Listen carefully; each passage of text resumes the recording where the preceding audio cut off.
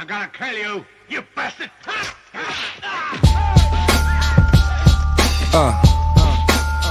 Here's the juk. All you see is crooks. Shout out to Havoc, good looking on the beat. Forever P. Street life was good. About to go in, son. Look, red bones and red bottoms. Like Red Bull, we gon' give them wings, we red dot them. Candy rappers, send them in, we red hot them. Headshot them, go against my grain, get head problems. Big dummy, garbage rappers, we red fox them. Shoot an actor in high depth and red box them. Tip the scales in my favor, stay in your top 10. If life's like a triple beam, I'm weighing my options. Y'all like wild meth, you high meth. Keep a big popper, cause I ain't ready to die yet. I digress, or I'm just too intense to digest. Stretched in a Pyrex, compliments to my chef. Game ain't been the same since I left. Is they really crooks or just a pain in my neck? Wu-Tang, ain't no lanes in my set. Fresh pair of Nike Airs, I just do it for my check.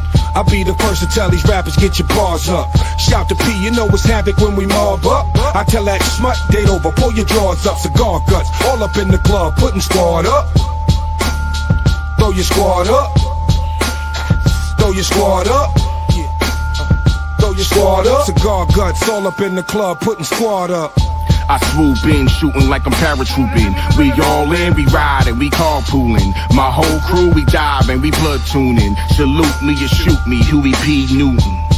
Your buffoonery is quite amusing. This is not monkey business, stop cooning. It's a method to my madness, I know what I'm doing. There's a Shalom. Welcome back. Shalom, fam. All right. I'd like to say Eder Tov and Shabbat Shalom to all the Hebrews that reside currently in Dimona, Israel. I'd like to say Eder Tov and Shabbat Shalom to all the scattered Hebrews that are scattered throughout the entire nations. My name is Alan C., and I have next to me my brothers and comrade, E. Drew Timothy, all the guardians of the Torah, Yahweh only, DOA podcast. I like to say we're back. Yeah, we're back, breaking up and everything. It's all good, so all good. Let's give a shout out to some of the gallery, Sister Yasharan, Shalom family. Oh, shalom. All right, Shalom, smashing the idols. What's going on? Told you we'd be back. Oh yeah. Husband Carl Emerson World in the house. All right. Shabbat Shalom to Brother Vakar. You know And the link's always in the back chat. Okay. So what's going on? Shalom. What's going on? You know, All right. Ben, you was on first, so let's see what's been going on in the land down under. Oh, everything. Like just recently, prices have been going up. They've been passing new laws, like pushing them through legislation, which meant that a lot of people wouldn't be able to get on the social media. It's like 16-year-olds now, starting from 2025, will be banned from any kind of social media. So like things like this as well. So you can imagine those young Hebrews coming up. You know, they're gonna in Australia they're gonna have to like verify their age, and you know, if they're not 16, you know, unless their parents allow them to listen to it, then they just ain't gonna be able to do it. You know, so yeah, no, there's a lot been going on. Food is just like this skyrocketed. There's things going on globally that affects Australia, America. You know, there's so much going on, so much. Sound to me like censorship is like on its own way high out there. You know, I wonder what's going on. Why is 16? You know, I mean, what's the big deal? You know what I mean?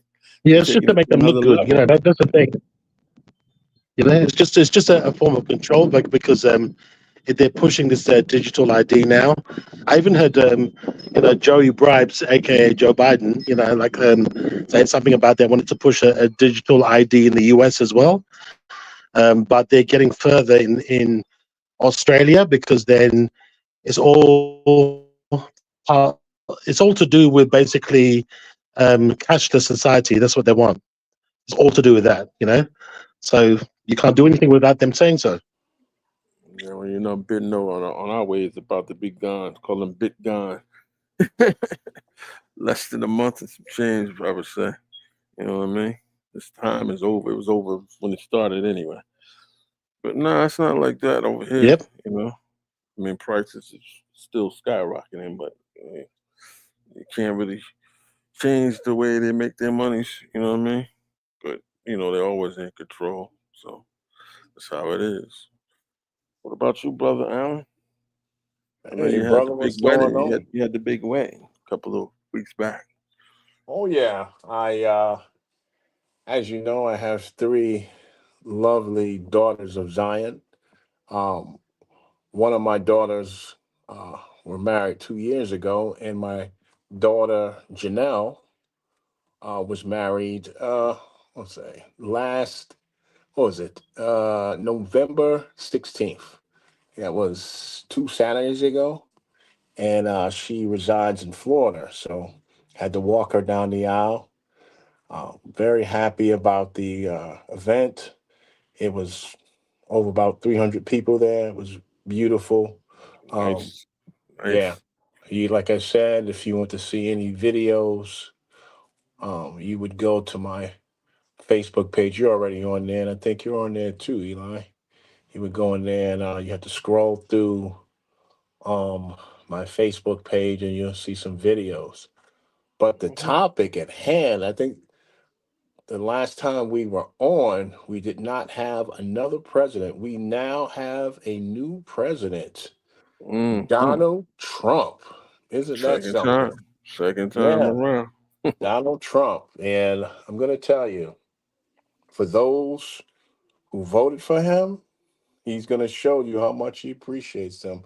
My daughter lives in Suffolk County, and she was telling me that ICE, the agency ICE, they're rounding up the Mexicans. Mm. They go to their job because her husband works in some type of warehouse, and they went to his job and started rounding them up already. And these are the same people. I'm serious. These are the same people that voted for him. Wow. You know, these are the same people that voted for him. He's putting them out. I don't. So, and he did that before. He did Mm-hmm. that before. She was telling me when I think he was 2016 when he was running. He had ICE running around Suffolk County, kicking doors in and dragging families out. So no disrespect to the Hispanic community, but you voted for this man, and this is what happens. The Mm-hmm. same with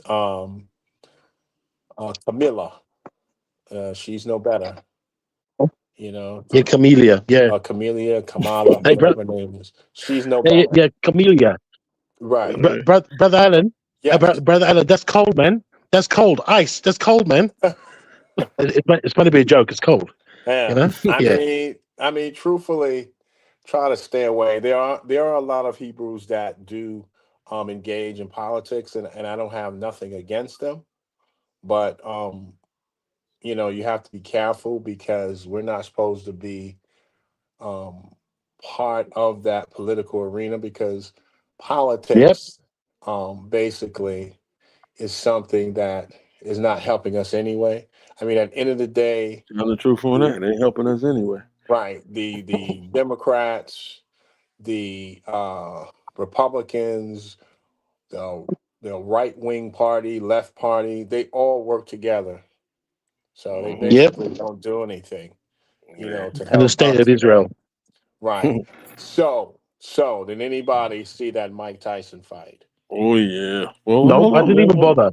Hold Let's on go before through we the Waste go of fight. there. time. Before we go there, before we go there. Let's talk to Smashing Adam. We up on the stage. What's up, brother? Smashing tonight. Yeah. Hey, Shalom, Shalom. Hey, nothing. Shalom, shalom. Yes, sir, I'm fam. just, yeah, Shalom. I'm just up here, you know what I'm saying, with the elders, you know what I'm saying. It's been a minute. So I just figured I need to pull up. You know what I'm saying? Y'all know what I'm here for. I'm gonna sit back and chill and just wait for y'all to, if y'all need some information, I'm gonna pull it out. You know what I'm saying? Oh, Okay. and you know, I know it's been some words in the air about smashing out of, hey y'all, I'm not running. I'm not running. Y'all ain't worth it, bro. I'm not running though. That's it. What happened? Whoa, what's going on? Wait a minute. What Yeah, what's happened? going on? I'm kind Are of we talking curious. about? We're talking about because I know they gonna be watching. I already got some. I already Mm, got some swords and shit already in the mix. Okay. okay. All right. I was going to get to tell you to, give a shout out to your channel. I watched the channel the other week. Some I did interesting too. things, I interesting watched it topics. for a few, very informative, giving out great information, good format. And that's basically, um, Smashing Ino is not You, only his own man, he's here also as a partner, but he's his own entity with his program. Also, pick up your program, brother. Right, big it up, big it up. Pick it up, you, You you had you send had me a a link. sister, Send me a link. you Send had me a a link. sister on there that was with you. That was good. That was good. Right. Mhm. You like It's that? good You to have a like that? co-host. Go Hmm. back and forth to keep everybody informed, things of that nature. So, tell you the funniest thing I was listening to. Like I said, I go all over the net just to see what people are talking about. And the weirdest thing that I've seen, I was watching how a set of Christians were debating, is it okay to be a gay Christian or a heterosexual Christian? I thought that was just the funniest thing Ow! Ow! funniest thing I could see. And this one brother was saying that he was part of that world, that alternate lifestyle, and he was delivered, and you can't be a gay Christian and follow Yeshua because they don't go together. And the dude on the panel said, "Well, I'm a gay Christian," and we went back and forth. I lost it. I laughed, man. I said, Yeah, "These but what is guys, delivered? huh?" What is this delivered thing? This nonsense that they keep these Christians. Well, what are they delivered from? I don't know, man. I don't know. It's you know, just listening to different rhetoric because, like I said, I where I live in the South Carolinas. I'm a Carolinian, but the thing is, a lot of the people at my job are Christians. So, like I think I was talking about the last time where um they would well I said to one of the ladies at my job that I don't believe in Trinitarianism, and she almost had a conniption fit. You know, She- Nice. in the Trinity, I Yeah. said Wow. deals with African theology. I said, to be honest, that was an idea that was taken from the Egyptian way of living. The Kemetic science. I said, you know, Hmm. dealt Exactly. that dealt with Trinitarianism because it's based off the number three, triude, triad, uh, Trinitas or Trinitarianism. It's all based off the number three, and I said that's actually a Catholic doctrine. The Catholics tried to they're Christians, but they tried to separate themselves from other Christian sects. But if you follow Christianity, um, in some perspectives, you are acknowledged Mhm. Catholic sect Yep. because they are the original sect. They didn't use the name Catholicism, Yep. but based off of Catholicism because they came up with the concept. Even in the different creeds, Nicaea Creed, Athanasian Creed, and the Apostles' Creed, it said we believe in the Catholic Church. So Hmm. get away from it. Yeah. So No matter what they try to deny and deceive themselves with, they're still under those same creeds. You know what I mean? So they can be separatists in the religious form, but they're the same in the foolishness form. right, right. I Mhm. mean, like I was telling somebody at the job. She's well, she considers herself a Christian, a young lady. I'm not going to say her name, and she but she's more or less a liberal. And when it comes to stuff, she asks my opinion on everything because, she knows I'm well studied. And she was asking me one time about tattoos because one of the girls told her, "Oh, you can't get a tattoo. That's against God." I said, first of all, where's the passage that deals with having a tattoo? And she says the book of Leviticus. I said, okay, so what is that considered? I consider priestly laws. I said, are you a priest? He said, no. I said, okay, you believe in the New Testament, right? And you consider the Hebrew Bible the Old Testament, right? And you follow Jesus or Yeshua. He's like, yeah. I said, well, that has nothing to do with you then. I said, actually, the verse in Leviticus that deals with tattoos has to do with what's called ritual mourning. Okay, That's right. people, Yep, that's right. right? They would take the tattoos and put you're not supposed to put your mom's name on there, or whatever, and you're not supposed to make cuts in your arm, but it had to do with a ritual. Uh, Mhm. in the book of Isaiah about tattooing your hand with God's name. So if putting a tattoo on you is against God, why does the passage in Isaiah, I can't remember the exact passage now, says something in some writings that say tattoo God's name on your hand or write his name on your hand. That's a form of tattooing. But see, a lot of people don't know that that particular passage on the tattoo is very taboo.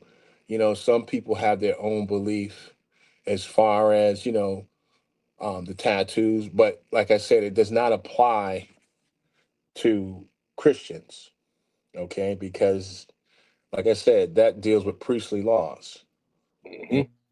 book dealt with priests or the Israelites itself. So it had nothing to do with Christians. But she felt so relieved when she talked to me. I was like, anytime you have a question, you come to me and I'll talk to you about it. Well, Because people, a lot of times they not really reading a lot into what the old original text states anyway, because that's something that they overpass once they get involved in the New Testament and that fish sandwich anyway. So you got to remember, they're not really aware of everything that's going on with that. But you right, probably you gave her some insight, and she was happy. Yeah, let me cut into that. Actually, let me cut into that when you finish there, like saying what you're saying. Well, when you finish, because I want to go say ahead, something about sir. that too. Go ahead. Yeah, yeah. So pretty much, right? Me, I mean, me too. what When you you done, find, like, well, I live around Christians, right? Right, And I live around Christians, and the thing is, there's also like sisters of Yesharal, who are like in these other movements, like United in Christ and all that stuff like that. Now, I know a sister.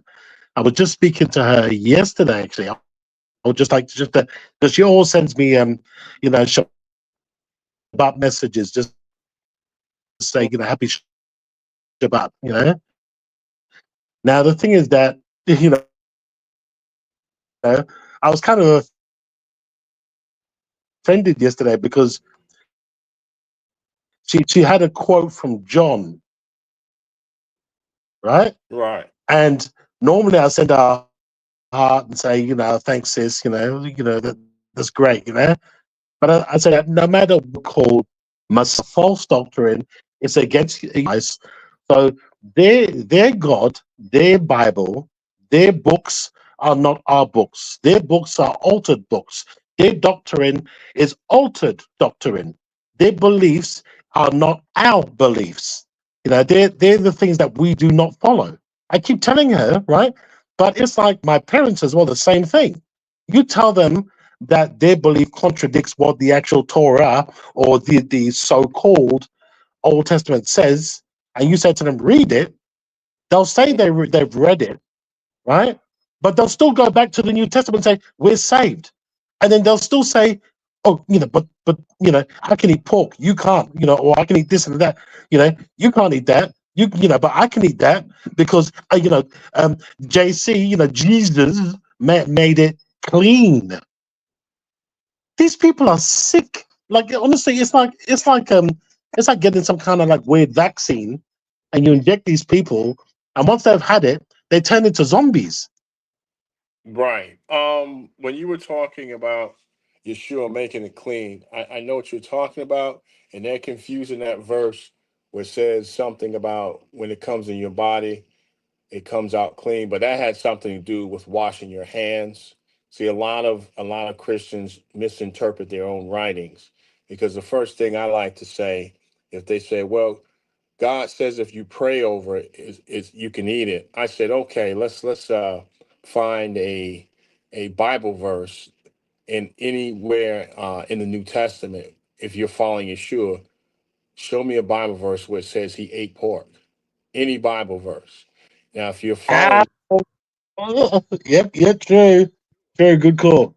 not Paul, not Mark, not Luke, not John, but if you're following Yeshua, then you should be able to find anything that says in within the New Testament that he ate pork. Now there is something in there where he had dinner with people, but he didn't have any pork. I think he had lamb or something to that, and that's not pork. So um, a lot of Christians misinterpret their own writings. Like I was telling somebody, getting back to the Trinity, make it quick. The first and second century Christians, which were the Nazarenes and the Ebionites, they did not believe that Yeshua was divine. They rejected Paul's writings, and they only believed in certain chapters within the writings, and that had to do with the book of Matthew's, and I think the Apocalypse, which was Revelations. The rest of the book they totally rejected. And these are the first and second century um, Christians, which they didn't call Christians, by the way. That came later. Yeah, They all believed, they didn't understand the concept. but also as well though, the thing is that the thing is as well.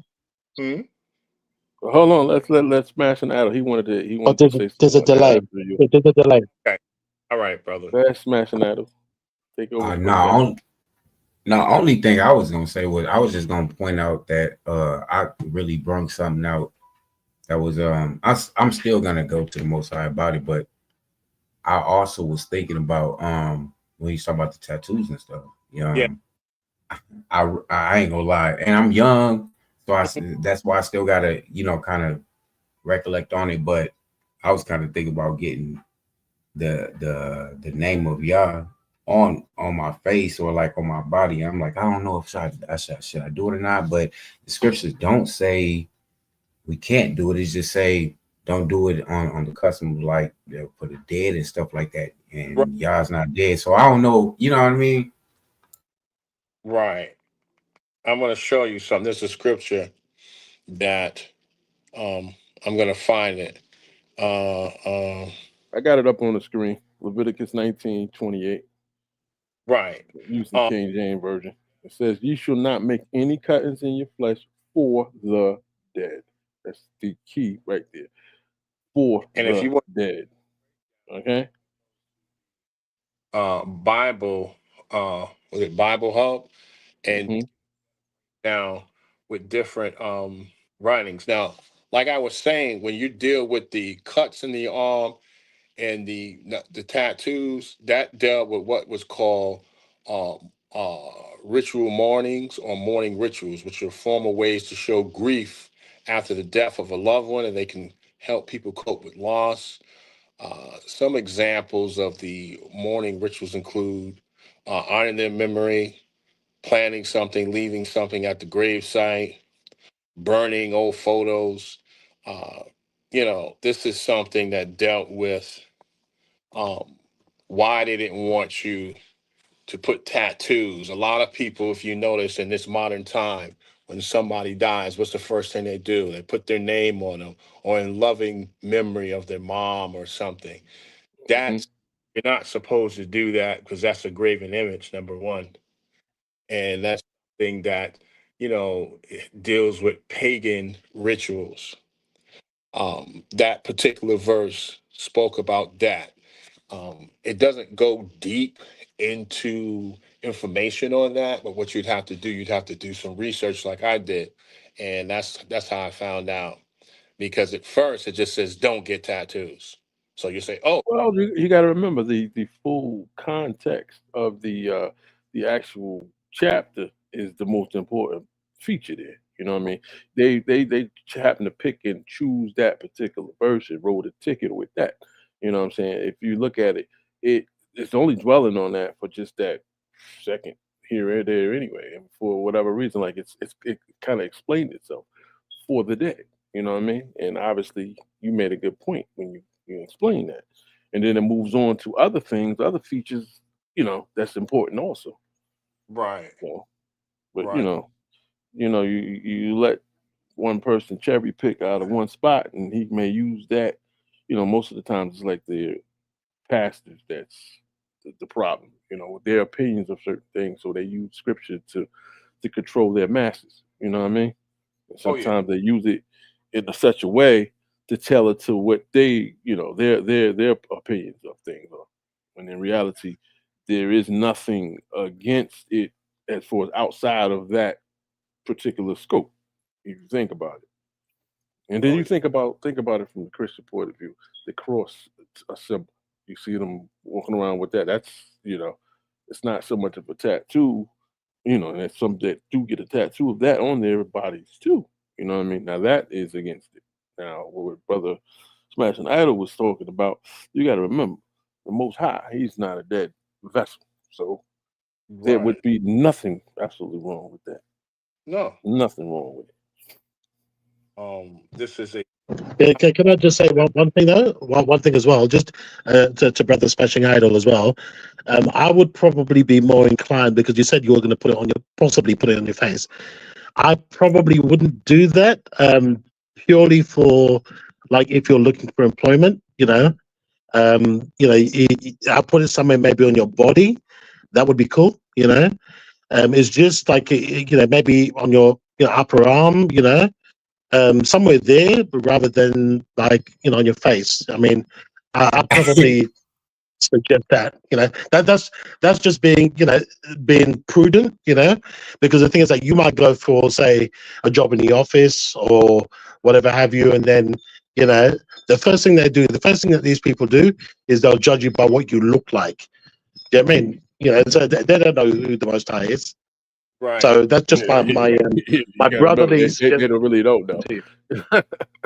Yeah, I no, yeah, no, Elder, no. That was just my first thought when I first thought about it. But I know that's stupid. You know what I mean? I mean, shit. If I was gonna do that, I would have been did it years ago. But I mean, as far as like a face tattoo. But yeah, no, that was my first. I was just saying that was like my first thought. But no, it probably wouldn't Okay. be. It was like behind my ear or something. You know what I'm saying? But my whole thing was, Yeah. can I? Yeah. Could I do it? Should I do it? Would it be wrong? Would you know what I'm saying? But Do it. Doc, Do it. If you he want to do it, no. do it, man. Do it. If you want to do it, Now, you do have some Hebrews that do believe that it is improper, and they will say, "No, you cannot do that." But the thing is, that is not a that is not a commandment. That is a priestly law. A law of man is not the divine commandments. And like I said, it does not deal with not tattooing your body. Um, as far as that is not talking about what people think it's talking about. It's talking about ritual mourning. As far as a lot of slaves had their um, their um, their god name put on them, as far as from that perspective. And like I said, that doesn't deal with that type of belief. That deals with a ritual mourning type situation. It talks about putting cuts in your arms and not putting tattoos of the dead. So, because like I said, you have to look at the verse from different um, writings. That's why I go to Bible Hub, and you Hmm. better understanding of the verse. And like brother um, True said, A lot of people take it out of context, but it, at the end of the day, it will be entirely up to you. What was that verse again? Leviticus 19:28, 28 verse. and Let in me the get Bible back to it. it says, Leviticus 19:28, NIV, do not cut your bodies for the dead. Mm-hmm. Tattoo marks on yourselves. Okay, so it's cut your body for the dead or put tattoo marks on yourselves. So it's basically talking about someone who has passed. Mm-hmm. Who's for Because them. you're basically giving your honor to that person in a fashion that is kind of like it's not what the Most High really pretty much prefers. You know, Right. it's bottom line. Okay, there's like I said, there's different verses to get a better understanding. You must not mark any cuts in your bodies for the dead or put tattoo marks on your. But these two verses go together. Hmm. And I was going to say that too because a lot of times they will think they could use a comma in there and then try to misconstrue that. But this is all in the context of what that statement is talking about, Right. right? I think Smashing Idol he has a better from the blue letter point of view on Right. So it. But if you notice though, this is coming from chapter 19 with dealing with the bigger picture. You know what I mean? And it doesn't just dwell on that. It's it's other things that's deeply involved in it. Basically, it's almost like reiterating some commandments. Basically, so just breaking them down. I'm looking at the Good News translation in Bible Hut. It says, or tattoos of yourselves or cut gashes in your body to mourn for the dead. Hmm. Starts with Yeah.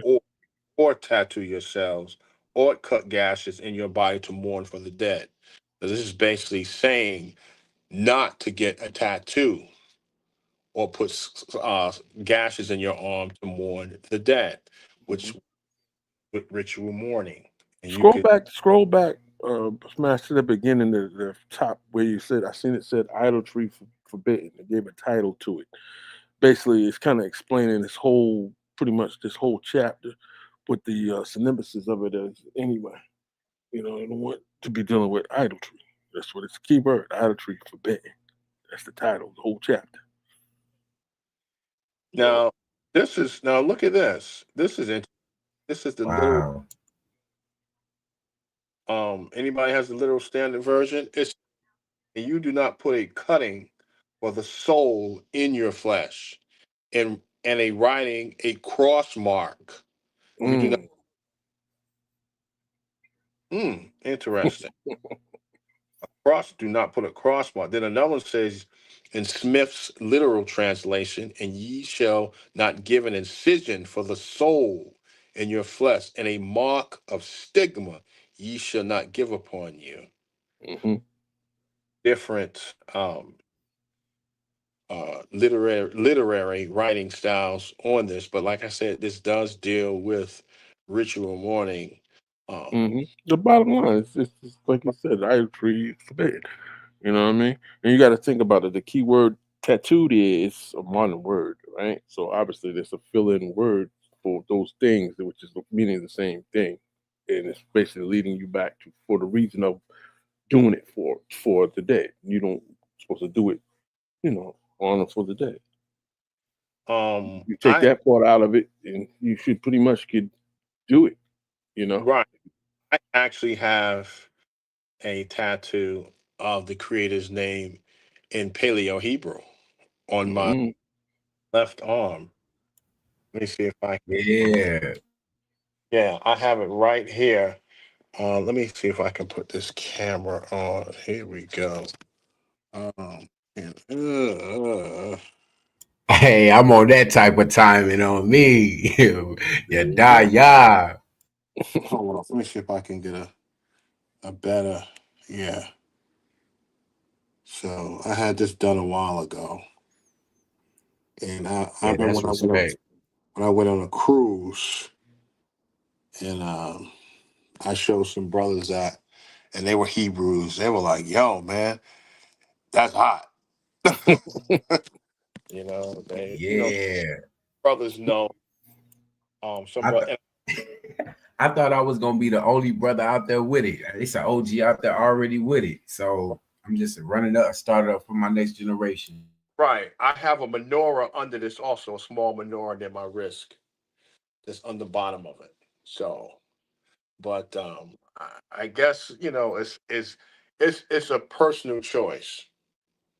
You're not gonna. Hey, check this out. You're not gonna go to hell for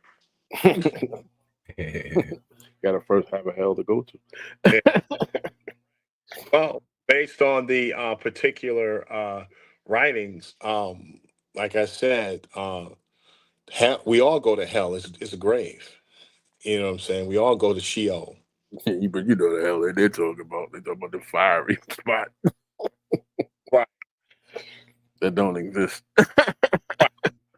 A cousin, who pastor, and he usually comes to my house, every couple of Sundays, and we get into some good talk. And I had to explain to him, and I said, he was telling me that the devil is evil, he's the prince of the world, and this and that. And I said, you do know there's more than one devil. He's like, what are you talking about? You probably lost it when you said that. I, word means opposition of the Hmm. creator. And I said, there are many Satans. I Hmm. said, if you're talking about the alleged spirit of Satan, uh, he's not evil. What are you talking about? I said, he's not evil. He says, okay, prove that to me. I said, okay, let's go into scripture. I said, in many scriptures in the book of Isaiah and other scriptures, it says, whether it's metaphorical or literal, it says the creator, Yohe Wahe, cannot be around sin. Is that correct? He says, yes. I say, why? Now, why? He says, oh, because of his holiness, his greatness. I say, right, okay. So, if this is true, why in the book of Job, from a narrative point of view, was this Satan or this messenger behind the other messengers waiting to speak to the creator? And then he got to speak to creator, and they got into a conversation about Job.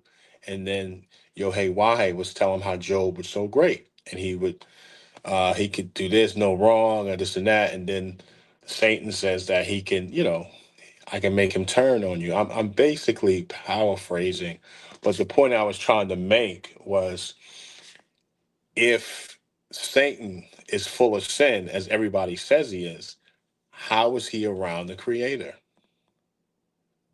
Could it be that he's an angel, not angel, an agent for the creator? Could it be his assignment is to take people off the path? Something to think about. That's what I told my cousin. I said, I believe he's an agent of the creator, and he's creator's given him the assignment to cause chaos. Because if he's so sinful, how is he around the creator? Based on the book of Job. Now that's just something to think about. Anybody in the gallery or people that are listening, if this Satan is so evil, how is he around the creator if the creator cannot be around sin? So it just further like, I never looked at it like that. Because it says in the book of Isaiah that God or Yahweh or Yohei or Yahweh, he created good and evil. He makes all things. Hmm. So that kind of cuts off Satan from being the creator of evil. He couldn't create evil if the creator could. But I do believe that based on the biblical narrative, that he was sent to cause chaos. And why the creator wants to know where your heart is. There's something in the book of Samuel, I think Samuel, first Samuel, where the creator says, excuse me, everybody, just getting over a cold. I don't look at the outside of a man. I look at the heart of the man. Okay. So he's looking at your heart, your character, who you are. You know, and when we make judgments on people, we don't look at their heart. You know what I'm saying? But that's what the Creator does. So that's what I'm saying.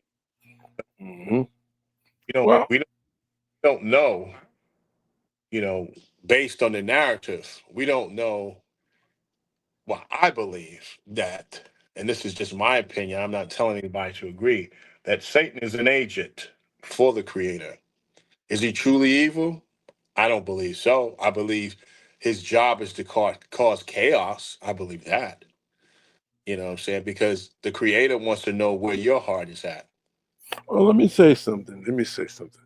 The origin, the Satan whole origin, the evil origin and all that, it all comes from the what you call it, Sumerian side of things, or the Babylonian, old Babylonian side of things, their thought pattern. So, how that it got intermixed in with the what you say, the Hebrew persuasion.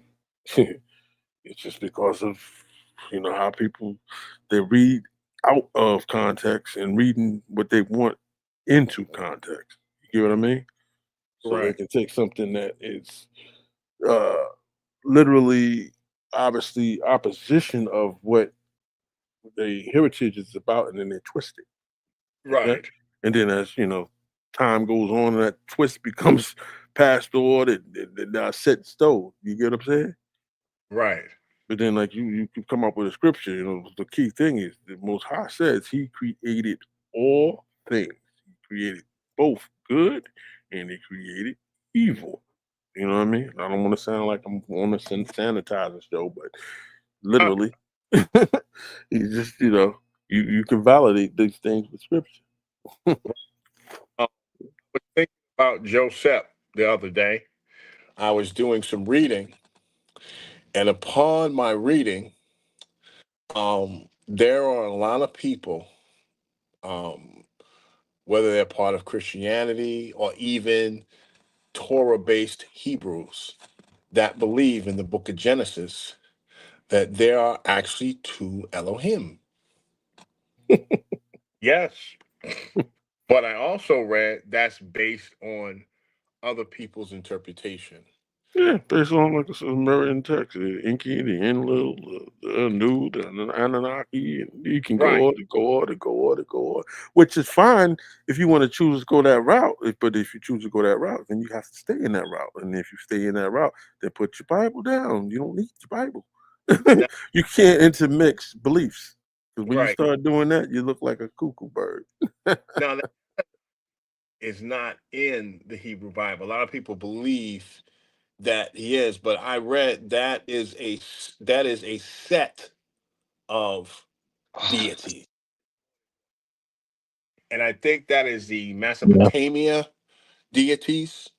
Hmm. I thinking, but it has nothing to do No connection. right with the Hebrew culture or belief system because Hmm. at one point within the Bronze Age and the Iron Age, as I've said many times, um, each nation had their own deity. This Hmm. is go to the book of Exodus, chapter 5, verse 3, books of Exodus, chapter 9, verse 1, and other passages. It'll talk about, depending on your book, because a lot of our Hebrew writings don't have his name, but it says Yahweh, the God of the Hebrews. God of the Hebrew. That's that. That's But then it. they turn around and say, well, if you got a God of the Hebrews, what about the other nations? What God do they have? And et cetera, et cetera. So they got to be more than one God. That's how they think. Instead of them thinking that Yeah. Yeah. that when you're dealing with the Hebrew manifest, you're dealing with a book that's specific for the Hebrews. Any other gods that's involved in the situation that wouldn't be found in the Hebrew manifest. You get what I'm saying? So how would you go about bringing them in? Well, only way you can do that is because you didn't dabble, to dabble into somebody else's belief system, and now you're trying to intermix it with the book. Yeah. Can I cut into that part? Absolute no, no. Like Yes, you just asked a good question. go ahead, sir. Yeah, brother Ben. Go Exactly. ahead, brother.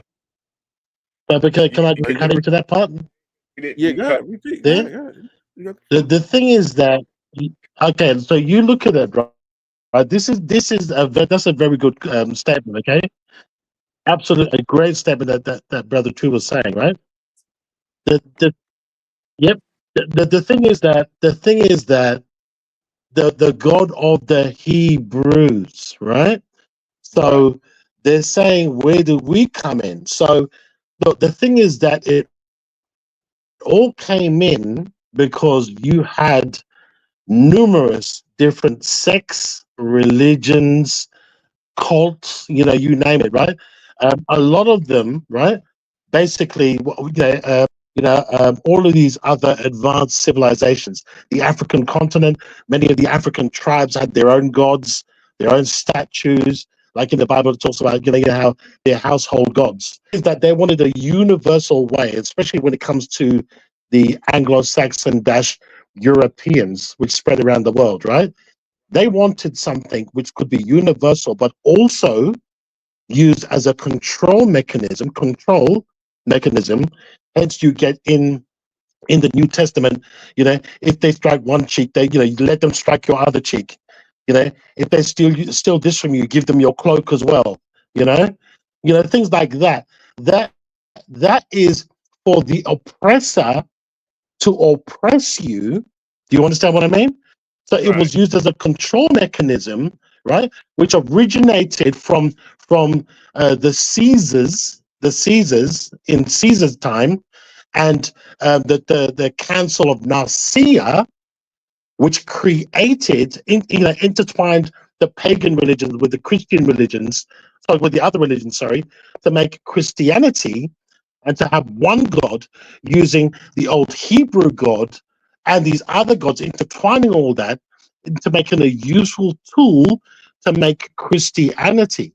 Because it's like I asked you a question before, how are these Christians saved? It's the false belief and the false doctrine, right?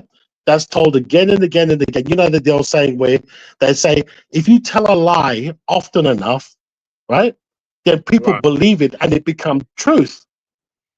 So they've been telling this lie for thousands of years, right? Right. So now, as far as these Christians are concerned, it's the truth. Right. What happens is, um, Christianity is based off of the actual Hebrew cultural belief.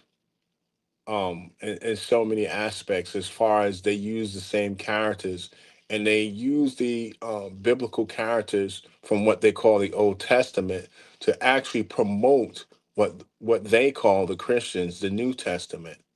Now, as far as different gods from other nations, I think I did bring up at one point that, um, in the Iron Age, there and the Bronze Age, there were different gods from each nation. And what happened, the reason how Yahweh, the God of the Hebrews, became a universal God is for the simple fact, a lot of our information was taken, and it was taken to the Western Hemisphere. They didn't use the name Yahweh anymore. They just called him God. And that is such a diverse name. That's where the confusion comes in. But I Mm-hmm. want to give you a couple of names of these other gods from other nations.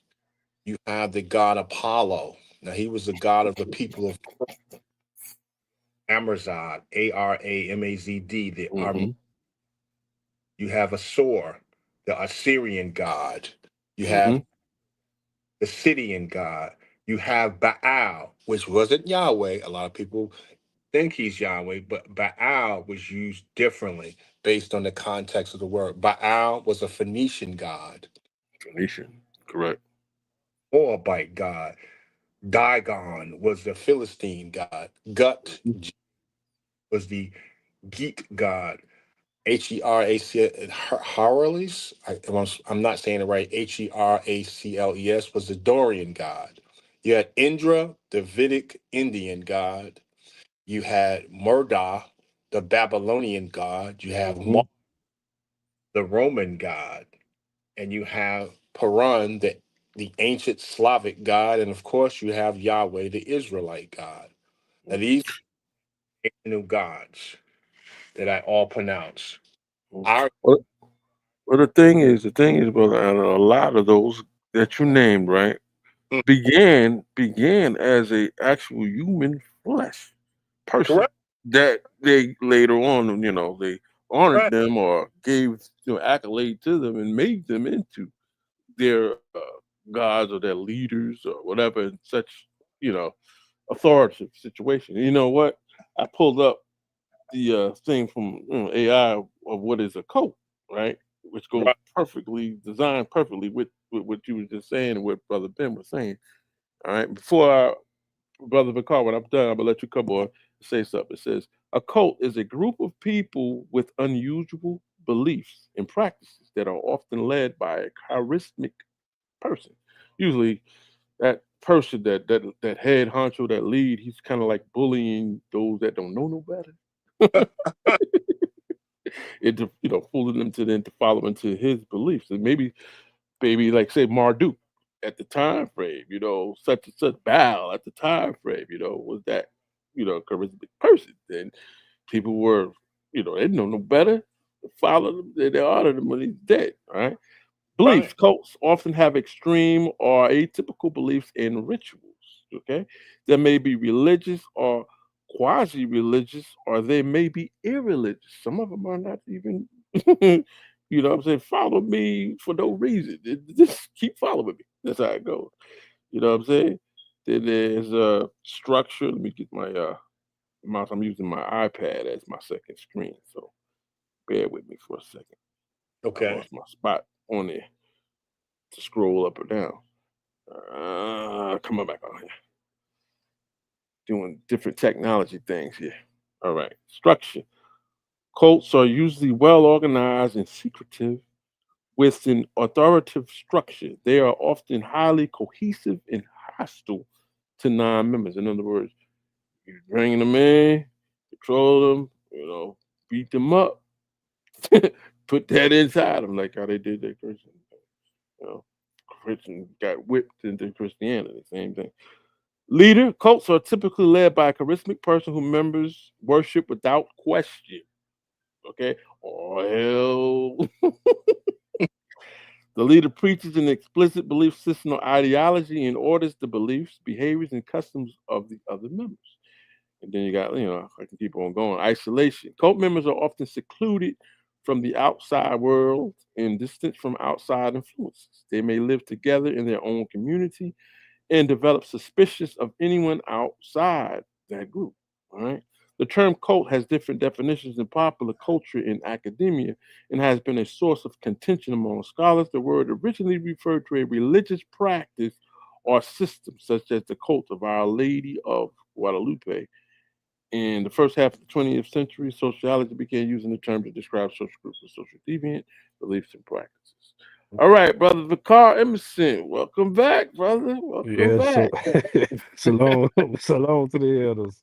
I'm glad y'all back. Oh yeah, yeah. I'm just peeking in, popping in, listening, trying to soak up some of that good knowledge you all, you know, giving out. oh Yeah, yeah, yeah, And we're gonna have a little fun tonight. It's been a while. We had a lot of things came up. These guys had two good big weddings they had to attend to, and right, that the was weather nice. changed. A lot of things went on. We didn't even talk about like Alan said at the beginning, the Mike Tyson fight. Oh yeah, yeah, yeah. I saw that I too. watched that crap, man. I mean, I like the correct. other boxes that was on there. I watched the whole Mhm. thing on Netflix. It was pretty decent. Oh Um, yeah.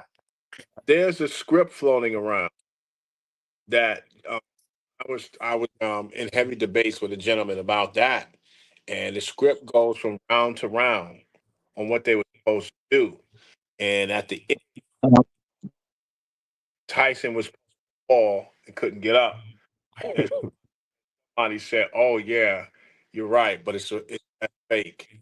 Um, he didn't get knocked out. Why would somebody they put a fake script online. I said, what happened? I believe Tyson didn't follow the script to the letter, but he Right. for his services to money.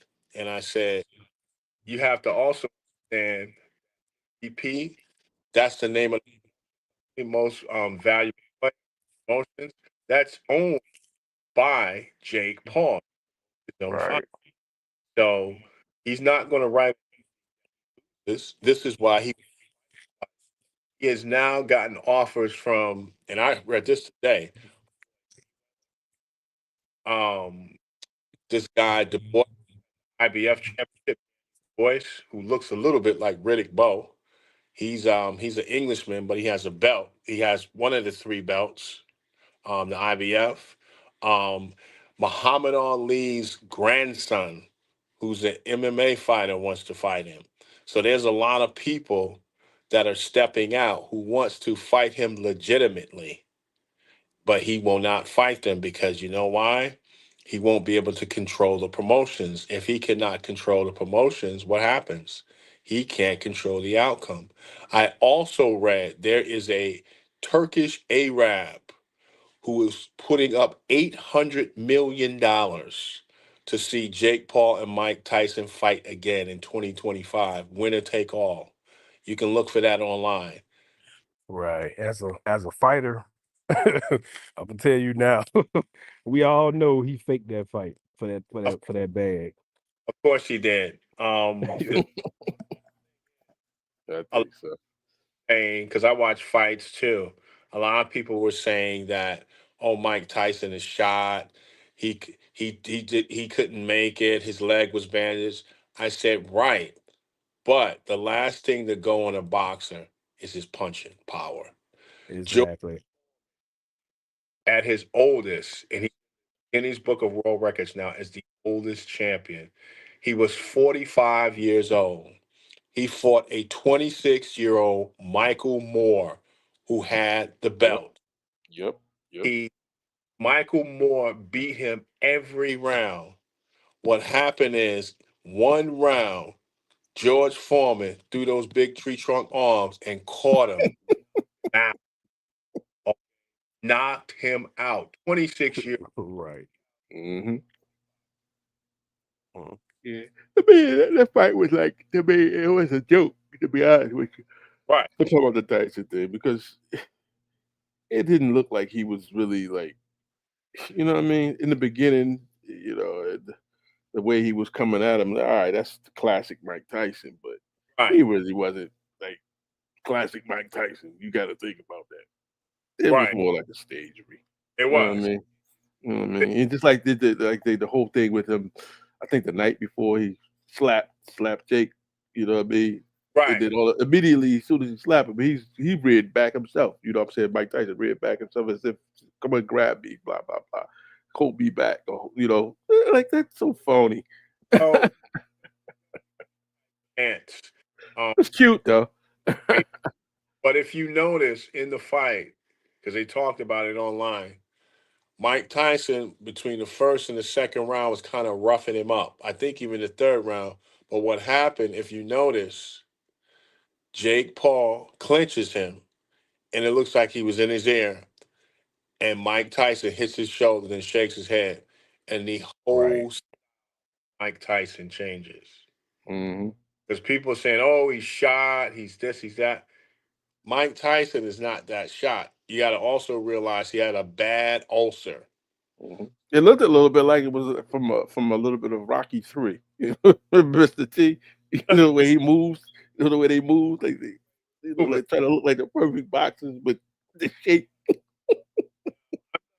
I'm not taking away from Jake Paul's ability. I mean, he's been fighting a couple of years now. He has actually learned the dynamics of boxing. But do I believe that he can take out a professional boxer within the sanctions of the IBF, the WBC, the W? Hell no. Hell no. But somebody, Deontay Wilder, who shot, or Anthony Joshua? Do I think he can take, or Usa? Do I think he can take the De- guy? Deontay Deontay ain't even shot, but I'm gonna leave that alone right there. I think, I'm a Deontay Wilder fan. I think he's going through something. I don't know what it is, but I Yeah, that mean bag. that too. And I believe he needs another trainer. He doesn't have a good trainer.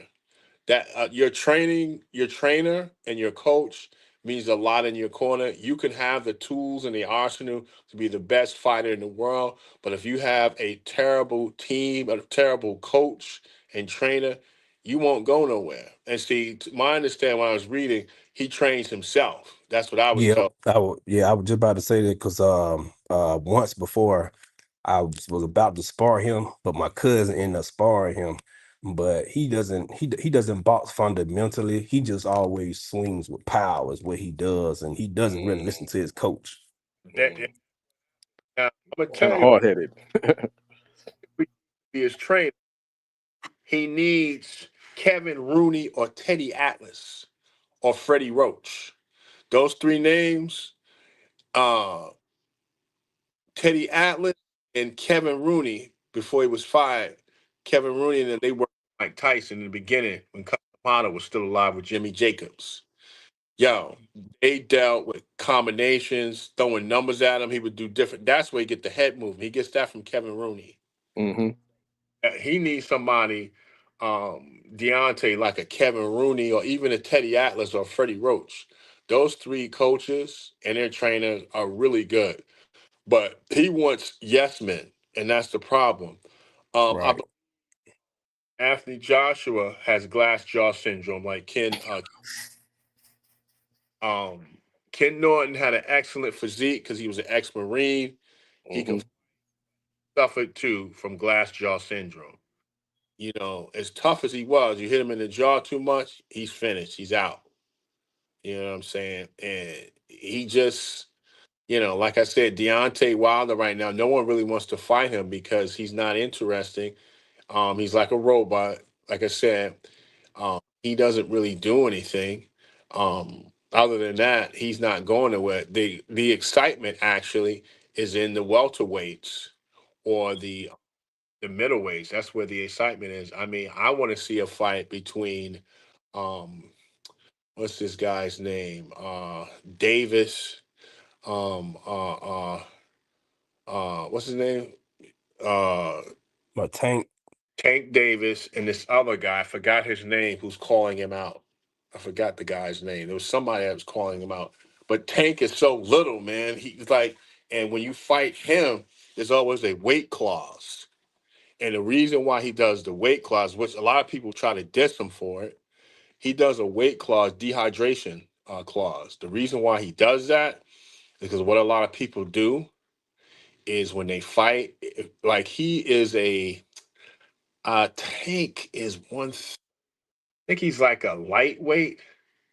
When he fights somebody, yo, if there's no dehydration clause, they can come in, they can make weight, they can cut weight at 130. You have to be 130. Okay, no more than I think 131. I think.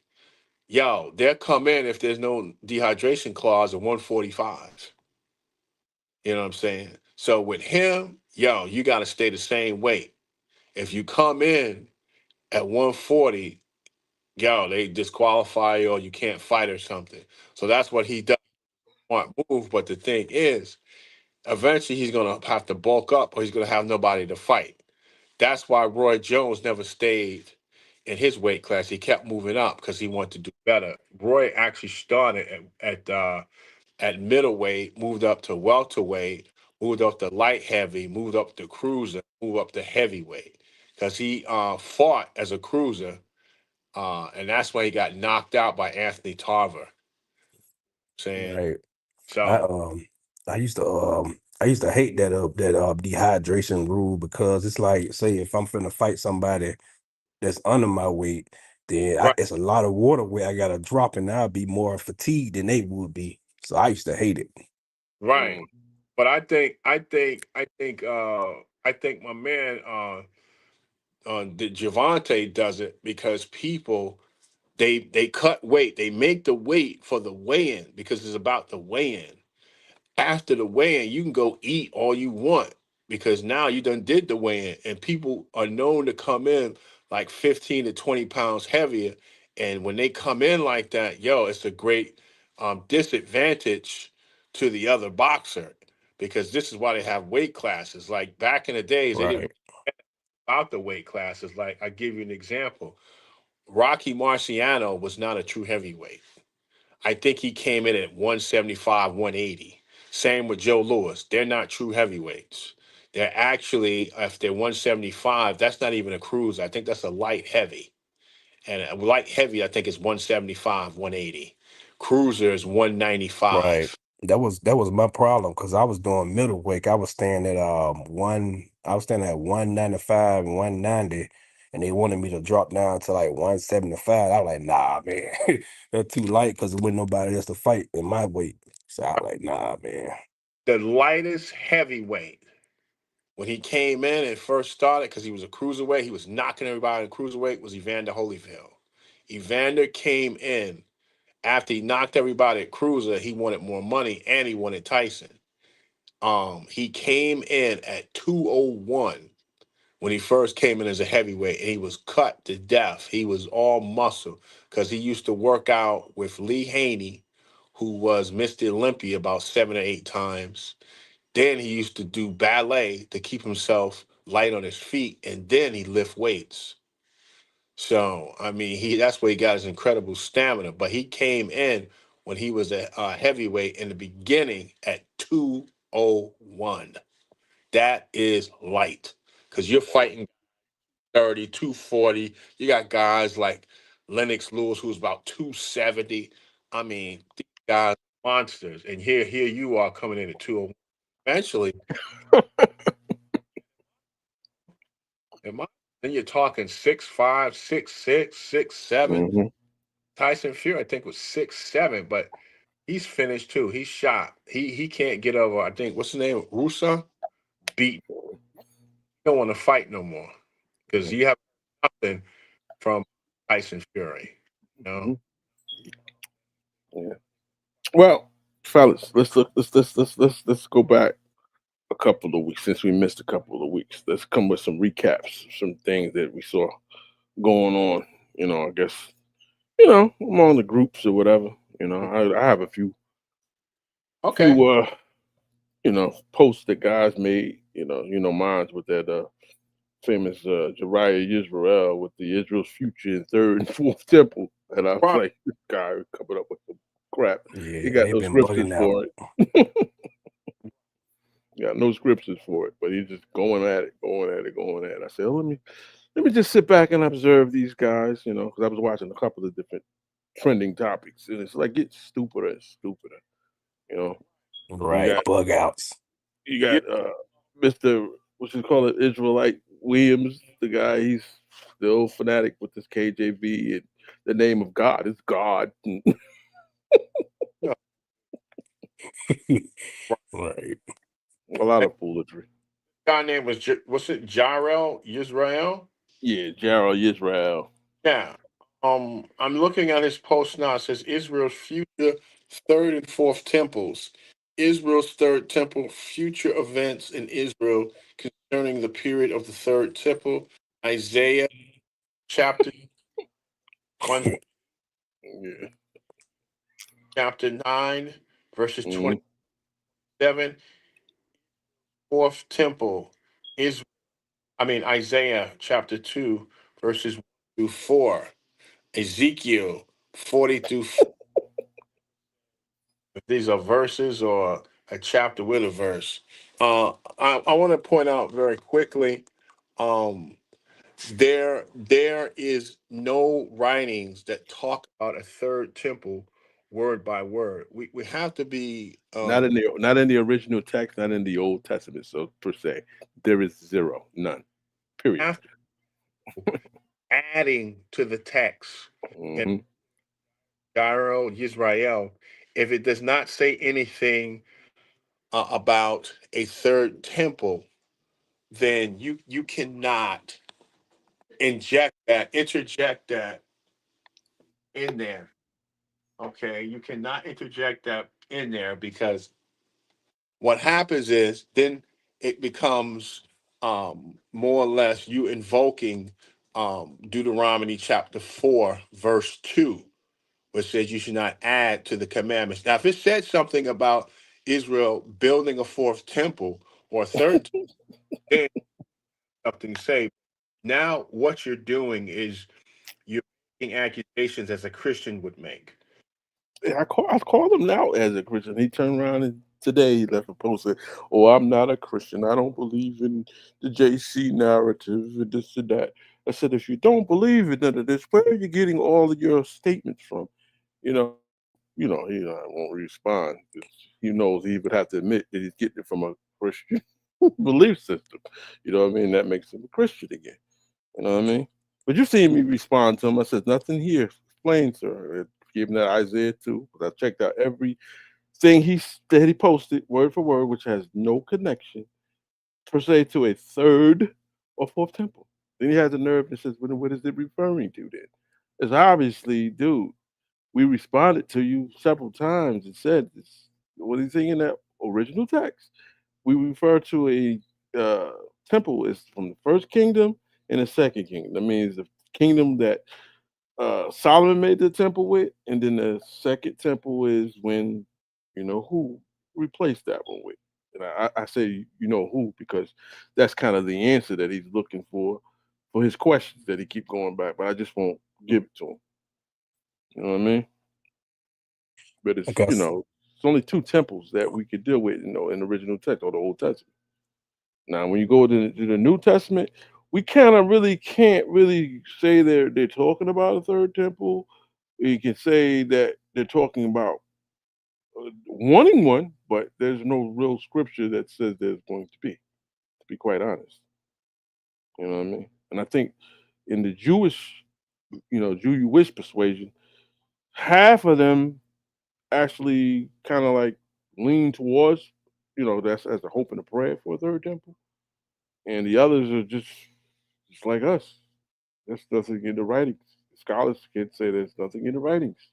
It's more of assumption, and that assumption is because of somebody's bad interpretation of an original text that's talking about a second temple, not a third nor a fourth. I say like that. I rest my case with that. And then it also is going with the book of Daniel. I mean, I still got the same challenge out there, and I'm going to keep it out there. And it's not just only with Christians; it's with some of the Torah only. When they want to talk about the book of Daniel, especially that chapter 9, bring it. I got something interesting for you. I ran into your old buddy Bay. Ooh. And he he was talking that Daniel 9 ancient of days and talking about their new doctrine that they came up with a little group YB something, and his new thing to say Yahweh is Jesus Christ. And he was talking a whole lot of trash until our name dropped. Then he just shut all the way up. I kid you not. Well, that's how it is with the majority of them. They can get away with that with like people who don't know no better, right? But like Right. you come along and you Yeah. slice and dice them up. Okay, you can I get add the hell something? out of Dodge. Right. Brother Ben. The thing is as well is like have you ever heard of the saying, it doesn't pass the sniff test? Have you ever heard the saying? It doesn't pass, right? So I'm talking about the New Testament, right? So if let's just entertain this, right? So if the so-called Messiah, right, was going to come, right, the sniff test would say then he would be in the Old Testament, right, or what they call the Old Testament. So they say that he was there from the beginning. Even in Genesis, he was there from the beginning, right? But when you look at it, it has no relevance at all to any other deity, right? Everything that the New Testament, this is the sniff test coming into play, yeah? Because it stinks, if you ask me, of some kind of feces. I'm not sure if it's chicken or cat, dog, like who knows, right? It smells like shit. It stinks. It stinks, right? So you can't say that anything to do with the New Testament passes the sniff test because it doesn't. Because if it contradicts what the Most High said, especially when it comes to human sacrifice, especially when it comes to needing a so-called intercessor, right?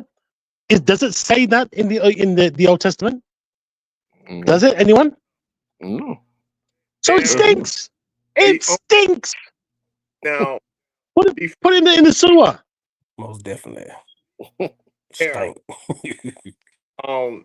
at one point, um, Navi Moshe was an intercessor at one point, and the only reason because of that was because the Israelites or the Israelite nation were afraid to deal with Yahweh when they heard him speaking.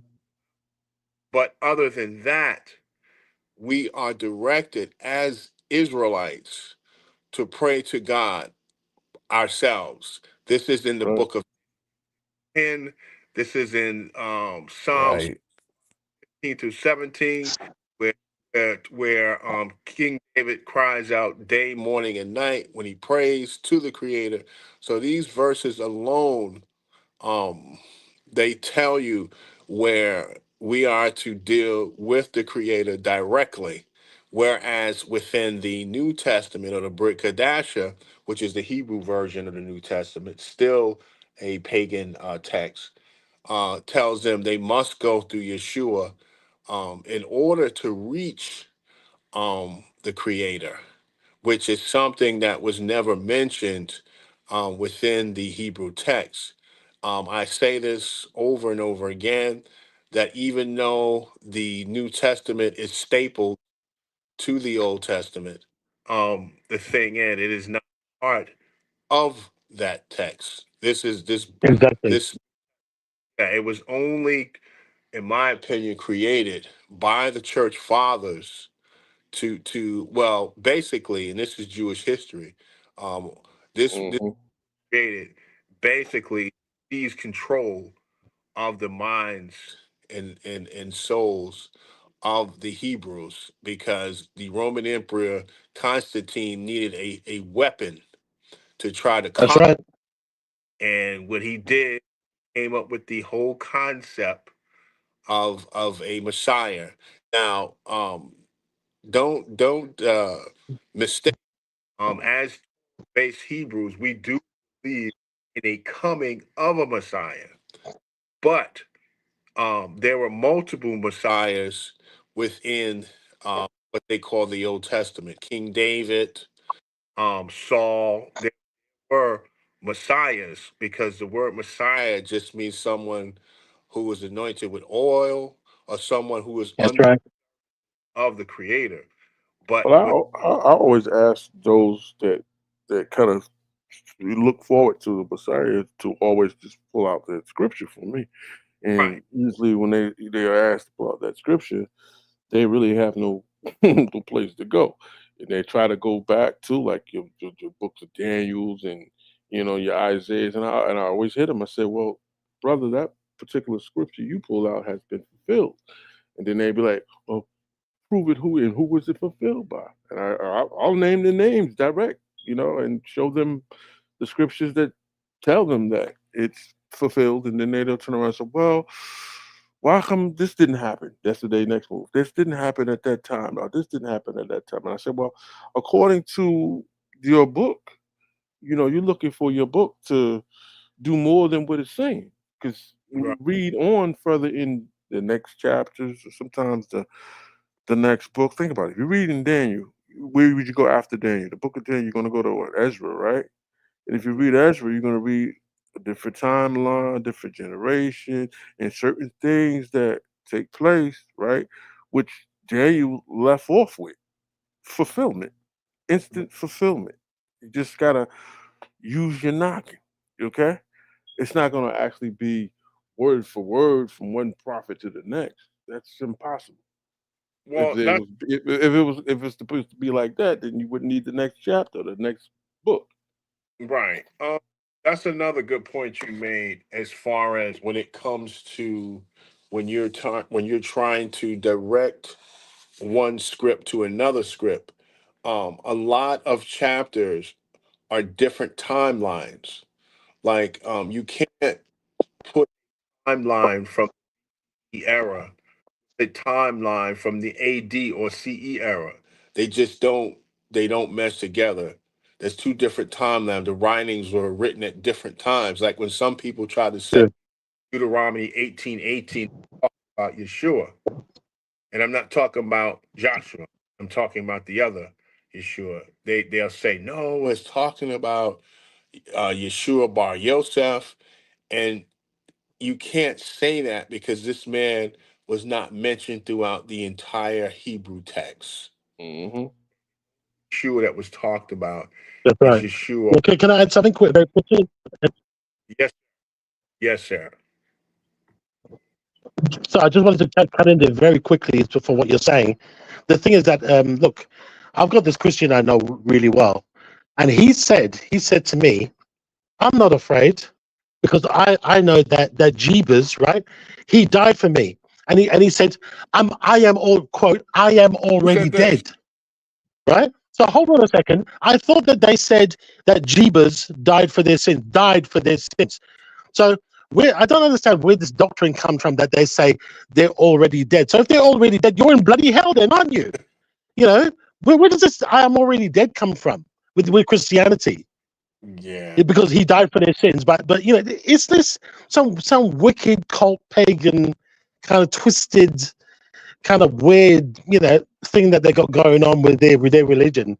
It just doesn't make any sense. It contradicts everything that the Most High said. And that's what really frustrates me about these people because their doctrine, their belief, their jeebas makes no sense whatsoever. So that's what I wanted to say. Sorry. Right. What confuses me is it says in the book of John 129 that Jesus is the Lamb of God takes away the sins of the world. But sin, not to be funny, but sin is still here. What did he take away? Yep, it is. It is. What sins did he take away? You can repent for your sins, but sin has been here since the beginning of time. Okay, so It's what? like asking, what did he do any different from the ancients? The ancients could repent for their sins. What did he change? Right? Oh man, like, no, I'm not trying to be funny, but it says he came to take away the sins of the world, but Yeah, sin is still here. So what sin did yeah, he take? You know what I'm saying? exactly. And you know the thing is as well is that the Christian church is one of the biggest how do you say sinning, lying, conniving churches that you can get. The Christianity and Christian churches, you see the pastors sleeping with other people's wives, and there's fornication. They let lesbians in, they let gays in, they let all of this sin through their door. It's just a joke. It's a mockery. It's a mockery. And then you turn around and you say to them, yeah, but what about the Ten Commandments? What about it says man should not lie with man, but you've got this person there, this lesbian there sitting in the aisle there. She's still practicing, her sin, but you've let them through the door. You say, oh no, it's okay, it's okay. They may find divas, they may find divas, you know. So it's still in sin, and they're there, you know. And then you've got these other churches which are coming up, these Christian churches coming up, some gay churches coming up. There's over 300 Christian churches now and denominations now in the world. 300, over 300. Make that make sense. They can't, man. It can't make sense because, like I said, a lot of the writings is based on a Christian perspective. It has nothing to do with us as Hebrews, you know. So, I mean, I just find it funny where they say that Yeshua died for the sins of the world, but I mean, based on some of their own writings, he only came for Israel. So, I mean, I don't know. That's just I just find it funny. You know what I'm saying? Oh, let me tell you what I seen. Also talking about Christians battling each other. There was a show that I seen on YouTube. Some guy named God Apologetics was facing off somewhere in New York against Captain Tazariak, and the battle was, is Yeshua God? And Right. That's their new thing now. Tazariak Desperate. Tazariak buried him. Right, desperate. He buried. I mean, the guy was even saying, which I had to laugh. The guy was even saying that Yeshua um created the world and created himself. And Cesariak was like, "Yo, what are you talking about?" So he went in on him. The kid, like I said, the kid is a very good speaker, and he's very um charming, and he has finesse in his voice. But Very astute the way he says it. right, the things he was saying just did not make sense, because he was saying that Yeshua is God, God is God. He was employing the Trinity doctrine, which we all know. I'm not going to even go into that anymore. But he was saying Yeshua is God the Father, and Yahweh. Well, he doesn't use You Yahweh must because be you must be talking about white. huh? You must be talking about white and Tazariak. I think so. Yeah, he a new guy just popped up pushing that doctrine. Well, this the Captain Tazarek was fighting. He's on a channel called, I think, All Apologetic. Hmm. Yeah, he a new guy just popped up pushing that doctrine. Right, but I mean, if he was to face somebody like me, I'd tear him apart, because the first thing I would say, that's part of the Athanasian Creed. Am I correct? And I was Christian doctrine is based on Catholic belief. Right. It's a Catholic belief. I mean, anybody that studies, um, our culture and study the Christian, I study the Christian culture to get a better understanding. So when I um go against them, I know what I'm talking about. I don't just Right. part of it. Actually was part of it over 20 something years ago, 25, 30 years ago. But I read up on it, try to stay um studied in it, because I try to bring out the faults of the Christian belief system. What kills the Christian belief system, first of all, they have too many doctrines as far as their beliefs. One, Hmm. Methodists and some Baptists do not Trinity. Then you have others that do believe in the Trinity. Then you have the second century um, Christians, the Ebionites and the Nazarenes, that don't believe that he was divine. Then you have some that believe he is divine. Now, it's too many beliefs. That's what kills the entire doctrine.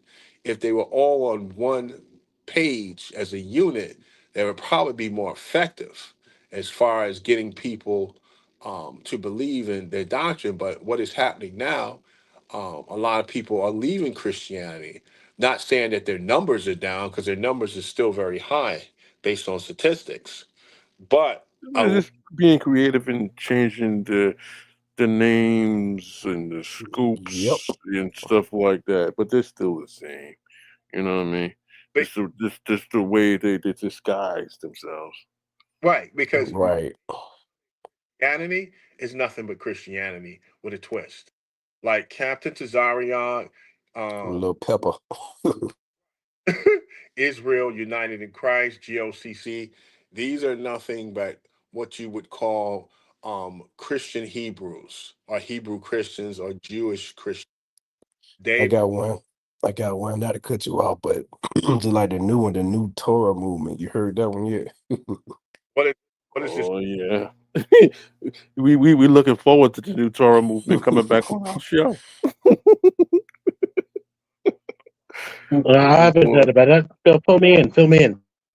No, he came on a couple of months back. Me, Alan. I believe he was on there too, brother Emerson, and what's his name? Hard Jar was on there. You know the guy. Oh, wow.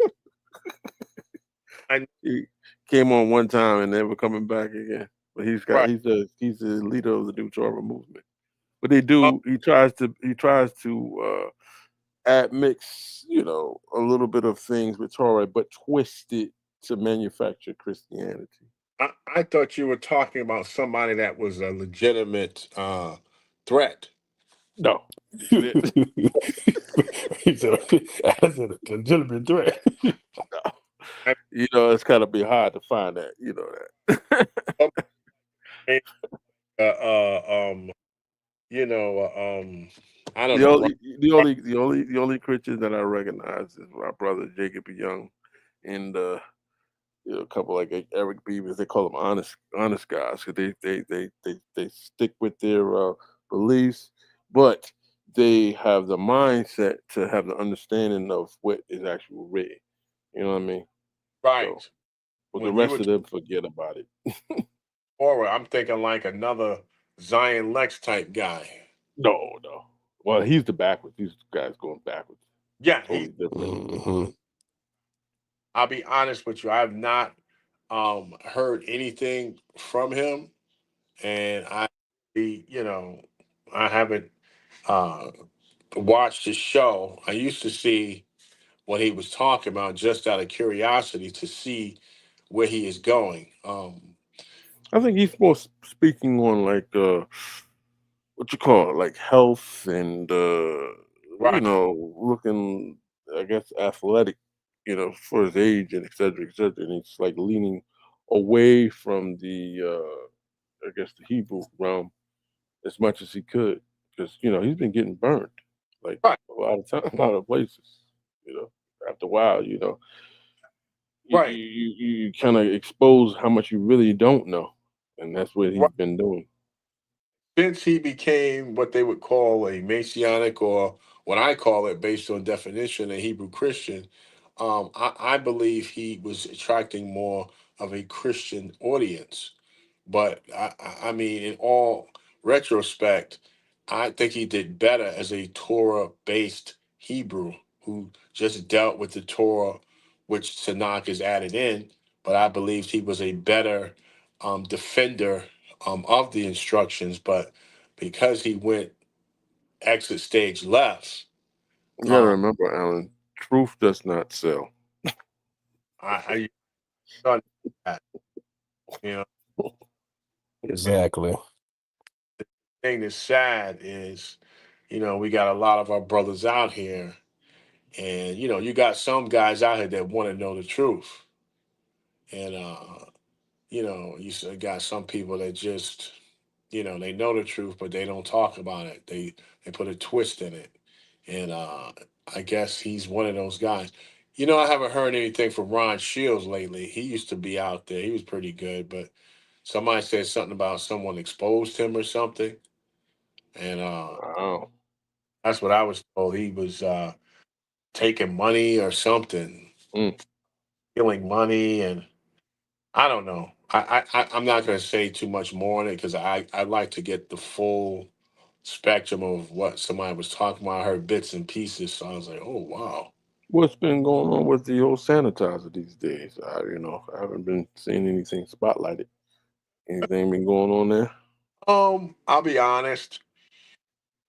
Excuse me. I have not been watching anything that had to do with Mr. Sonetta. Um, I myself have been very busy. I have not checked his show. Maybe that you said that. I'll probably check it out sometime tomorrow just to see what he talks about. It's the same old stuff. I know he's calling himself an elder now. I find to be an elder, you have to believe in something. Um, Hmm. I did see his second wife, Nepal, saying she was some type of model and that she was at one of P. Diddy's parties, which I found hilarious. Oh no, not that again. Yeah, his parties, and she was a model. I'm like, when did this happen? When did this happen? When was she a model? I didn't know they hired models uh, that were built with double D upper body muscle. Yeah, I mean, maybe she's just a, you know, heavy model. I don't know. No, look, I don't care. I'm just saying. I seen her on.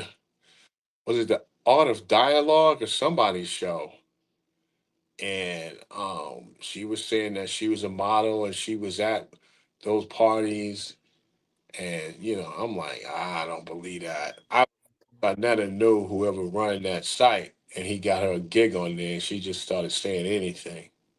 Curtailing As if she You were, know what he so would have. I was going to say, you know what the laughable thing is as well is that you heard about Ellen, right? Ellen, Yes, it. one of P Diddy's biggest fans, right?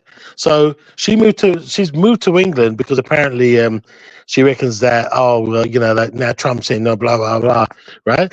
But the thing is that all of these people are about to be exposed, right, right? Britain will have no hesitation at all to extradite, right, her lesbo ass to the US to get tried when they're ready for her.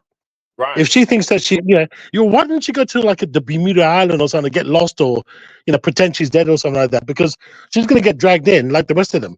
There's so many people that we've respected throughout the years. And what's his name? That basketballer. What's his name? Apparently, like he was endorsed. Actually, no, maybe I'm thinking the other way because he was endorsing Camellia, right? But anyway, the thing is that what I'm trying to say is that all these people that we used to look up to as like we're growing up, we're young. All these people are sinister. They're compromised. That's why we shouldn't be looking at man and looking at these people as if they're good. Do you know what I mean? Even if they play good things or good parts, because they're all compromised. Mm. Yeah, you're right. Compromisation is on a world high, and it's been exposed now. You know. I can definitely believe that. Like I was saying, a lot of these actors and actresses um, who were not saying anything were part of the Puffy movement. Oprah, um, of course, Puff Daddy, Denzel, Steve Harvey, Justin Bieber, Usher. There's a lot more that Mary J. Blige, Little Kim. These were people that went to his parties. Um, there were claims of orgies, recording orgies, which is illegal. You have to tell people you're going to record them doing sex acts. So there's a lot of people that are definitely going to be exposed, like Eli said. I believe the true reason why they do not grant this man any bail is because if they let him out, I believe he will truly try to escape to another country, and it doesn't have to be on a plane. I believe that um, he had, well, they did say that he had more recordings because he makes copies upon copies upon copies. I believe he has presidents also on copy. I believe he has vice presidents. I believe he has a lot of Oh yeah, information. That's why Mm, they let this man out. He's dangerous. that and he trying to badger the witnesses That too. mm, and pay them off. Yeah, they'd Um, knock him off. They'd knock him off. They'd kill him. that's why for many years they could not get Robert Kelly because they said every time they would try to subpoena a um a potential witness to the stand, he would find out and he would pay them off or pay them to go on vacation or give them money. mm. That's what he used to do for years, but they finally got him. And we all know that Robert Kelly is not coming out till he's probably like 70 years old. He's not come out for a while. And the way it looks now, the same fate may happen to Sean Combs. You know what I'm saying? Your day comes, man. The word, the instructions talks about karma, and the famous line is, "You reap what you sow." Um, I I ain't got nothing against none of the entertainers or anything like that, but my thing is once you set yourself on a platform like over the masses or over the sheeple, then you got to realize that you held to a different kind of standard. in the eyes of our, our y'all, and you misleading all the people, of course your judgment gonna come quicker and faster. So Yeah. I feel like that they judgment need to come quicker and faster because they're misleading a lot of us through Mm-hmm. entertainment. All right. This is basically how it is. I'll be honest. Um, I was always, as a younger man, like teenager up to probably like 20, fascinated with the actors as far as how they did things. But as I've gotten older, I've come to discover that they are no different than you and I, and they are fallible, just like the average person. It's just people cover up their mess. Night Right. of Hollywood, now and back in the glorious days of the 30s and 40s, a good deal of them are either um, pansexual or lesbian or bisexual. Rock Hudson, Errol Flynn, Douglas Fairbanks Jr., Richard Pryor, Marlon Brando. J- Wow, I didn't know that. yeah, yeah. I didn't know that. Um, um, what's the name? There's a couple more. Sherman Hemsley, Ron Glass. Now Ron Glass was from Barney Miller. That not too many people remember him. Or he played the blind man on Good Times who tripped in Florida in James's house. That's Ron Glass, and he played on Barney Miller um, and the New Odd Couple. Like I said, Richard Pryor. Matter of fact, Richard Pryor talked about it in his autobiography that he was gay or performed a gay act. What had happened? He was so high, and this is an autobiography in his book, that he wind up having intimacy with, back in the days they were called transvestite. He slept with a transvestite, and Nasty. what happened is he continued after he wasn't high no more, but he stopped. Marlon Brando was another who played as Victor Corleone in The Godfather. Yep. That's Marlon Brando. He also played in a streetcar named Desire. Um, but Also James Dean, for those who know old Hollywood, any viewers or people in the gallery. These are names you probably don't know. I know these names because I watched classic Hollywood movies. The man who played Mike Brady on the Brady Bunch. both Darrens, I think, either one or both on Bewitched were gay. Um, I could go on and on. That's what I'm saying. I bring these names up to say that Hollywood itself, to be an actor, and I watched Demont Wilson. Anybody knows him from who played Lamar? Lamar. He's from Lamar. He was asked a question. I think he was on the art, the art of dialect, and he was, I think, on one of those media shows, and he was asked, and this was a couple of months ago. He was asked, "Is there a casting couch?" And Yeah, I he saw that. said yes. And the guy asked him, "Who is gang?" He said, "That all everybody." He's All of them. Broadway trained. So I come from a different. See, he came from Broadway. He didn't come up the old way as far as you know trying to get put on. He said in his day that he had his lawyer on the phone, deals on the phone. This is what I'm asking. If you can't give it, I'm not interested. He wasn't, he didn't come through old Hollywood. He came through Broadway as a Broadway actor, from Broadway to doing TV series. And believe it or not, this guy's still worth $1 million, which is a lot coming from the fact this guy hasn't done anything in acting in years. I remember Demont Wilson from um, Sanford and Son. He played on a show called Baby I'm Back, which was in the 70s, with a young Kim Fields and Denise Nichols, who, if anybody knows Denise Nichols, she was fine as wine back in the days. She played on In the Heat of the Night. she's she's old now, but you also had he played in the New Odd Couple, the black version, which came out in the '90s. These are all classic shows. So Demont Wilson, now he's a pastor. So like I said, he's still worth $1 million. That's his net worth, $1 million, which is good for a man who's just pastoring. Yeah. All right.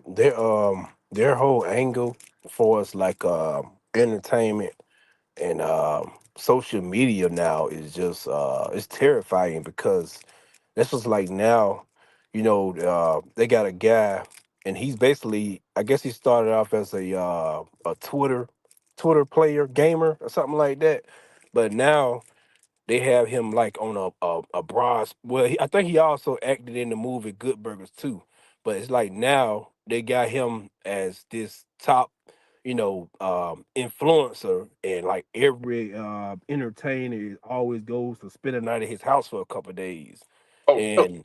and yeah, and the whole thing that they're pushing, it's like the young kids need to come spend a night at his house, man. It's crazy, and it's like nobody can see what they're doing, but somebody like us, we see like, hey, that's wrong. Why these Hmm. kids and entertainers spend the night at this man's house? And you know what I'm talking about, the Kai guy.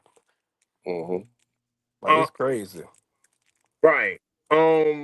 I'm gonna tell you, as far as how Hollywood works, um, Corey Feldman. I don't know if anybody knows him. He's a European gentleman. He used to dress up like Michael Jackson. He was in a movie called The Outsiders and Stand By Me. Corey Feldman, white guy. He exposed Charlie Sheen to the world. Said Charlie Sheen is gay, that he's a butt pirate, basically a hot dog shuffler, and he's What? That's what you call them? Hot dogs. a Oh, oh boy! I don't You want should have a vending machine. I don't those words. Basically, a hot dog shuffler, a butt pirate, a rump ranger. He sleeps with men, and he said that Hollywood, the Hollywood elites, used to have these big parties and invite little boys, and they would have their way with them, and they Right. tell the boys, if you tell, your career is over. You will never work in Hollywood. You're telling this to a 10 or 11-year old, and he's the sole provider for his family. He's not Right. gonna, you know what I'm saying? That's just how it works. You know. Justin Bieber. Oh Justin well, Bieber was a he butt boy for Diddy. yeah, It's he was a hot dog smuggler. Yeah, it's all a part of their demonic rituals. What they, at least that's what they think anyway. That's how right. they operate. They're taking the children's innocence, which is crazy. Yeah, Justin Bieber was taken advantage of. They talked about that several times. This is why, if you notice, he's still part of a pagan ritual because he joined Christianity and he tried to get saved and he got married. But that guy, he's going through, based on what they're saying, because how they're explaining it is Usher was initiated by Puffy, and Usher initiated Justin Bieber. He brought him to Puffy. So, I mean, this guy, you know, the things that he has done to people is crazy. But the reason why he got away with it because he had powerful forces behind him. Clyde Davis. Clyde Davis. Honey trap. Honey Uh, trap. So Diddy was a honey trap. well, he got sucked into it because, to my understanding, his mother is the actually she's the ringleader, according to Oh, alleged. His mother had a lot to do with him getting into what he was getting into because she told him damn. sleep with whoever you got to sleep with, according to sources, to get where you are. And he got his startup money from Bad Boys from Clyde Davis. Clyde Davis was the big wig behind Arista that dealt with Whitney and other big voices. You know what I'm saying? They also say that the Q Man was a hot dog smuggler also. Hot dog No, smuggler. what's this obsession with the hot dogs? I mean, like I know you sell millions of hot dogs in the US, right? But I mean, gosh, are they that popular? It's Think compared a, to what the all the booty It's a, you it's you a you know glizzy. you brothers have in the US? a metaphor. Huh? Algin Italian Damn. going to say that, so I say hot dog smuggler. I know what you mean, but damn, Yeah, these boys because are really sick, man. Right, like with Will Smith, Benny Medina turned him out, and so it's a lot. Wow. You know, I remember, but you'll never see it on the internet because it was scrubbed, and somebody confirmed that for me when I heard them talking about it on a show. Tupac said that Quincy Jones asked him could he backdoor him, and he's like, "What? What?" you might get mad at me, but I think Tupac was a glizzy struggler too. Oh man. Oh man. A lot of people said that he was a butt pirate also. I heard that, Oh man. but I don't That's know. sick, man. That's sick. They said he became a gangster because that was a life Right, that he wanted to leave. Because a lot of people don't know he went to the dance school of Julia Arts, and there's right, somewhere with lights on and everything, dancing like he's in Fame. But you know what I'm saying? That's his life. I ain't wearing no tights or anything, and I wasn't gonna. I couldn't do it. But he went to the Julia Arts Dance School. That's where he met Jada Pinkett, and that was his woman also. She never confirms it, but they got it on. That's what a lot of people were saying. She was so in love with that dude. But that's Hollywood, man. That's Hollywood. Look, We try to I, stay away from Hollywood. We try. I've got a question. When Yes, you sir. finished, Yes, I've got a question for everybody, right? I've got a question for everybody.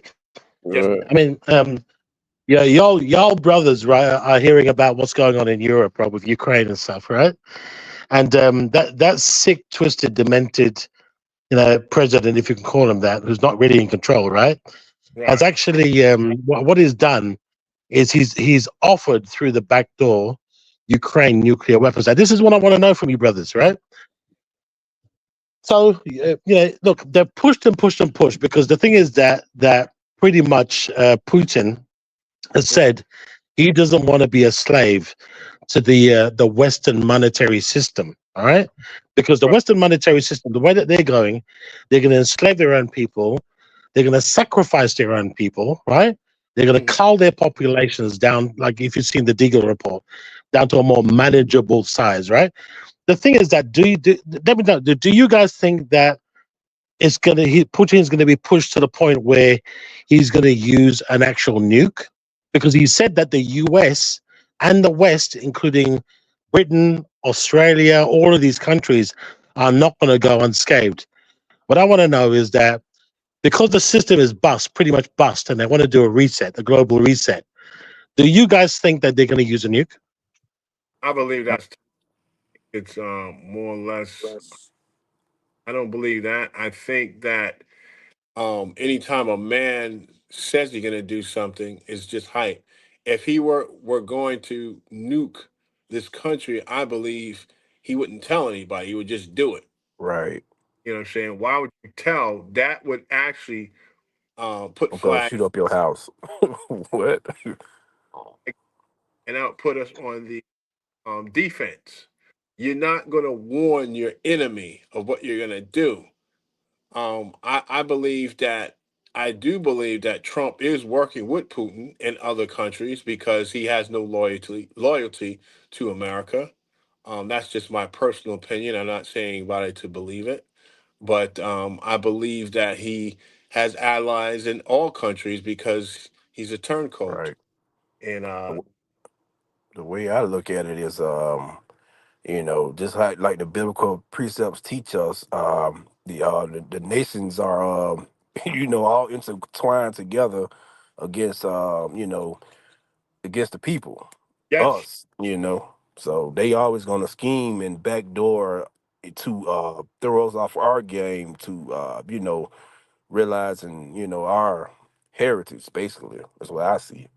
Right. And they've been doing that since the beginning of time, And that's how it is.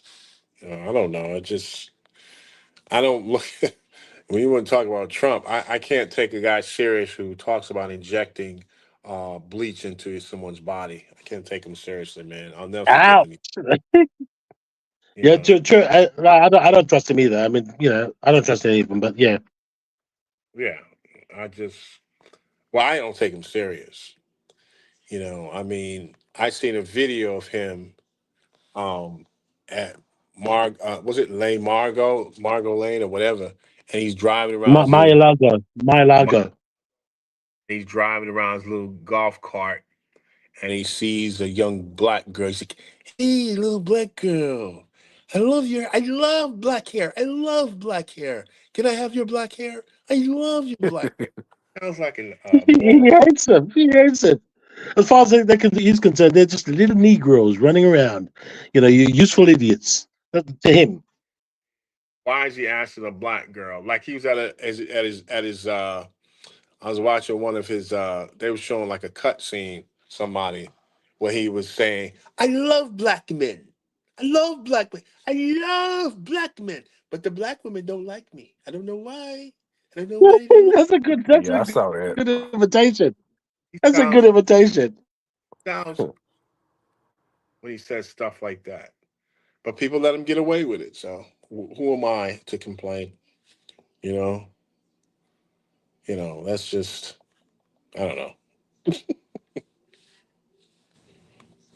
Yeah, I think a lot of the people nowadays they're very superficial. Like they're front and they say things. It's very easy to say something, but it's like I mean I remember seeing in a movie, and I've followed that belief and philosophy. I don't judge people by what they say. I judge people by what they do. And the thing is that a lot of these politicians they say everything, but they do little to nothing. You know. So, like my belief personally is that if you're a man of integrity, which is few and far between nowadays, right? Show me by your actions, not by your words. Right. And Vakar hit on it very um tooth and nail, straight to the point, where he says that the nations have no love for us in general. And he's talking of those who are viewers. He's not talking about any one particular other than Israel. This is what Mr. Fakar was saying, because, based on scripture, it says that, and that's in the book of Psalms, chapter 83, verse 4, where it says, Come, they say, let us destroy them as a nation, so that Israel's name is remembered no more. And that's in Psalms 83:4. They say, Come, let us wipe them out as a nation. Let the name of Israel be remembered no more. A lot of us that are Hebrews don't know who we are. We have no idea because we've been mentally manipulated into believe in a system that is not going to work. They have you believe in that Right, one particular person, that this person is going to do something for you, when as in general the same thing is going to happen over and over. Taxes are still going to be high. right. It's a game to them. Gas is still going to be expensive. The only thing this guy's doing, he's taking away a lot of our freedoms. And this is something that people buy in. This guy could do no wrong and people still believe in him. Now, I'm not saying that to say that um, Kamala Harris was any better, because she was the worst. You know what I'm saying? Because if you notice during all her debates, any debate, not debate, any uh, session she had, if they had Spanish people, she had a Spanish accent. If it was Jamaican people, she had a Jamaican accent. So she was just as fake. To my understanding, she has used in funding over $1 billion to run her campaign and still lost. Where that money come from? It comes from us, taxpayers, people that pay their taxes, things of that nature. So, like I'm saying, both canons, in my opinion, were trash. With Trump I guess his new policy is to get rid of a lot of the federal funding or whatever whatnot. They're supposed to cut some of the taxes down for like on different healthcare associations or whatever, and things like I think like SNAP and food stamps and stuff like that. But my thing is this: if he's gonna do that, then you need to cut down the taxes, period. Because if you try to cut away all of the federal benefits from the people and not cut the taxes, something wrong. Yeah, I mean, we're going to see basically what this man is going to do. This Project 2025, uh, it is real and it's going to happen. And a lot of people don't know. Like I said, you have to be very careful if you do vote as an Israelite or a Hebrew. You have to read behind the lines. And if you don't, and you're just voting for him because, oh, he's cool, he dances around, he shuffles, he knows all the rappers, that doesn't mean anything. You know what I'm saying? This guy's talking about messing with federal government funding, eliminating. At one point, I read somewhere he's trying to get rid of Social Security. It's just a lot of stuff that this guy is doing. You know, you have to be careful. He wants to do something, eliminate the board education funding or something, use that for something. Right. So I'm saying, this guy is dangerous. But most of you people voted for him. You know what I'm saying? You voted for this Yeah, man. okay. Can I just want to add something as well to what you're saying. The thing is that they he wouldn't be where he is now, and I believe personally, all these assassination attempts they're false. I don't believe them, right? Hmm. I think they're orchestrated to make him look like he is genuine. But I think that if they want to screw you, they will screw you in two different ways, and they will only allow Sticks. those people who they want to get in will get in. He's got there for a reason. He's got a job to do. He's done it before. He's proven he's not genuine by what he did back in the 2020s or 1920s or whatever have you, right? By the people he chose, in my opinion, but more warily now, the people that he's chosen again, a mixture, yes. But what is he going to do with these people? Have these people changed their coats? What will they do? Me personally, I don't put my faith in man. I put my faith in the Most High. Right, right, and that's the best way. That's the best way to look at it. Like I've said before many times when we had these type of conversations that um, politics is a messy business, and not only is it messy to the point where we don't really need it. Um, how can you benefit from it? How does it help you as far as if you vote for a candidate? What are they doing for you personally? To understand what I'm saying, go back many years before you were voting or not voting or whatever you do. And I'm talking to the general wide span of anybody who votes, whether Hebrew or non Hebrew. What has any of these presidents done for you or not done for you? Has it changed for you?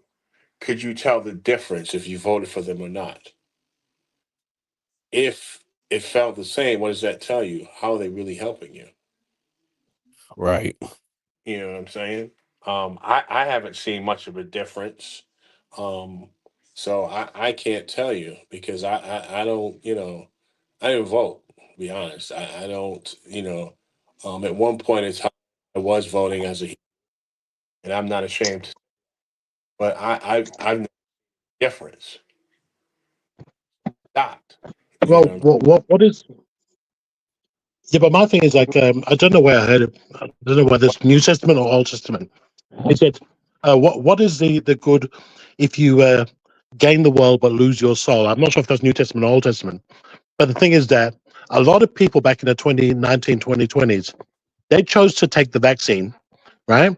They took it because basically people like Trump were saying, "Oh, it's a good thing. You need to take it. It's a good thing," you know. We got this passed in the most record, breaking time. It's a good thing, right? As he said, right? So the thing is that you know you don't trust these people. These people are not you. They're not for you. They don't look like you, right? And they don't represent you.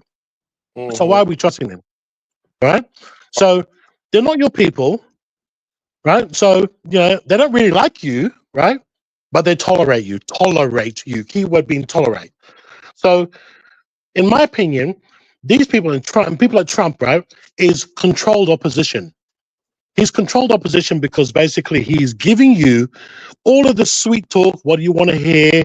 He's promising what you want to see, and all the rest of it. But he's no better than anyone else. Same thing here in Australia, right? So they promise you the world, but deliver nothing. So why are we trusting these people? That's where we have to put our faith in the Most High and prepare ourselves for what's coming, because I know what's coming.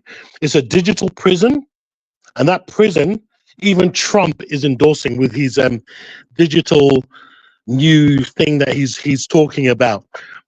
He's no better than any of the other globalists, who are encouraging Agenda 2030, right? And this new global, Green Deal, all the green stuff that they're talking about now is a prison. You're building a prison around yourself. 15-minute cities. You're building a prison around yourself.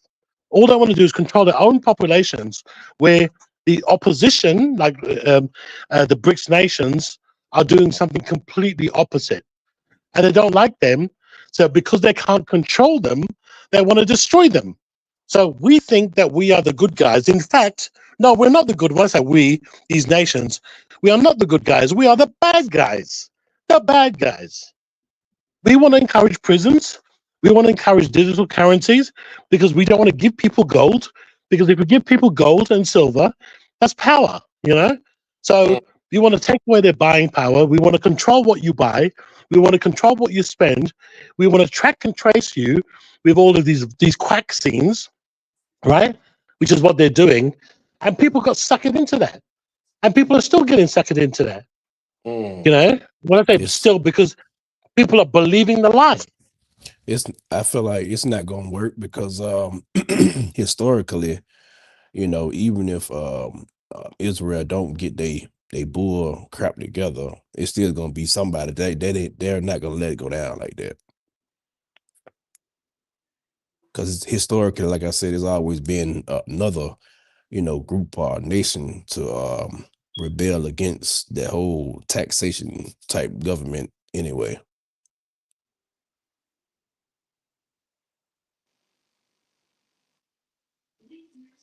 Yeah, I think if there's no opposition to it, they'll just push it through. A bit like what they're doing here in Australia. They're going to push. We're the test bed. They call Australia the 51st state of America. So Mm. the will of America is imposed on Australia, and if the Australian people are gullible enough to do it, then they impose it on the Americans in the world. Right. So I'm looking right now at the Project 2025, and it says here um we got here outlaw pornography. True. Use public taxpayer money for private religious schools. True. Shut down the Department of Education. True. Mass deportation of illegal immigrants. Two. True, excuse me. Deregulate big business in the oil industry. Mostly true. Increase Arctic drilling. True. Now, the claim is cut Medicare. They say that's false. Uh, Raise the retirement age. False. Eliminate union worker protections. False. Cut Social Security. False. So these are some of the things that he's saying is false. We will see. God willing, we're still here. We never know. We're not promised tomorrow. Viewers, people in the gallery. This is some of what I read of Project 25, Presidential Transition Project. Gut democratic checks and balances on presidential power. False. Terminate the Constitution. False.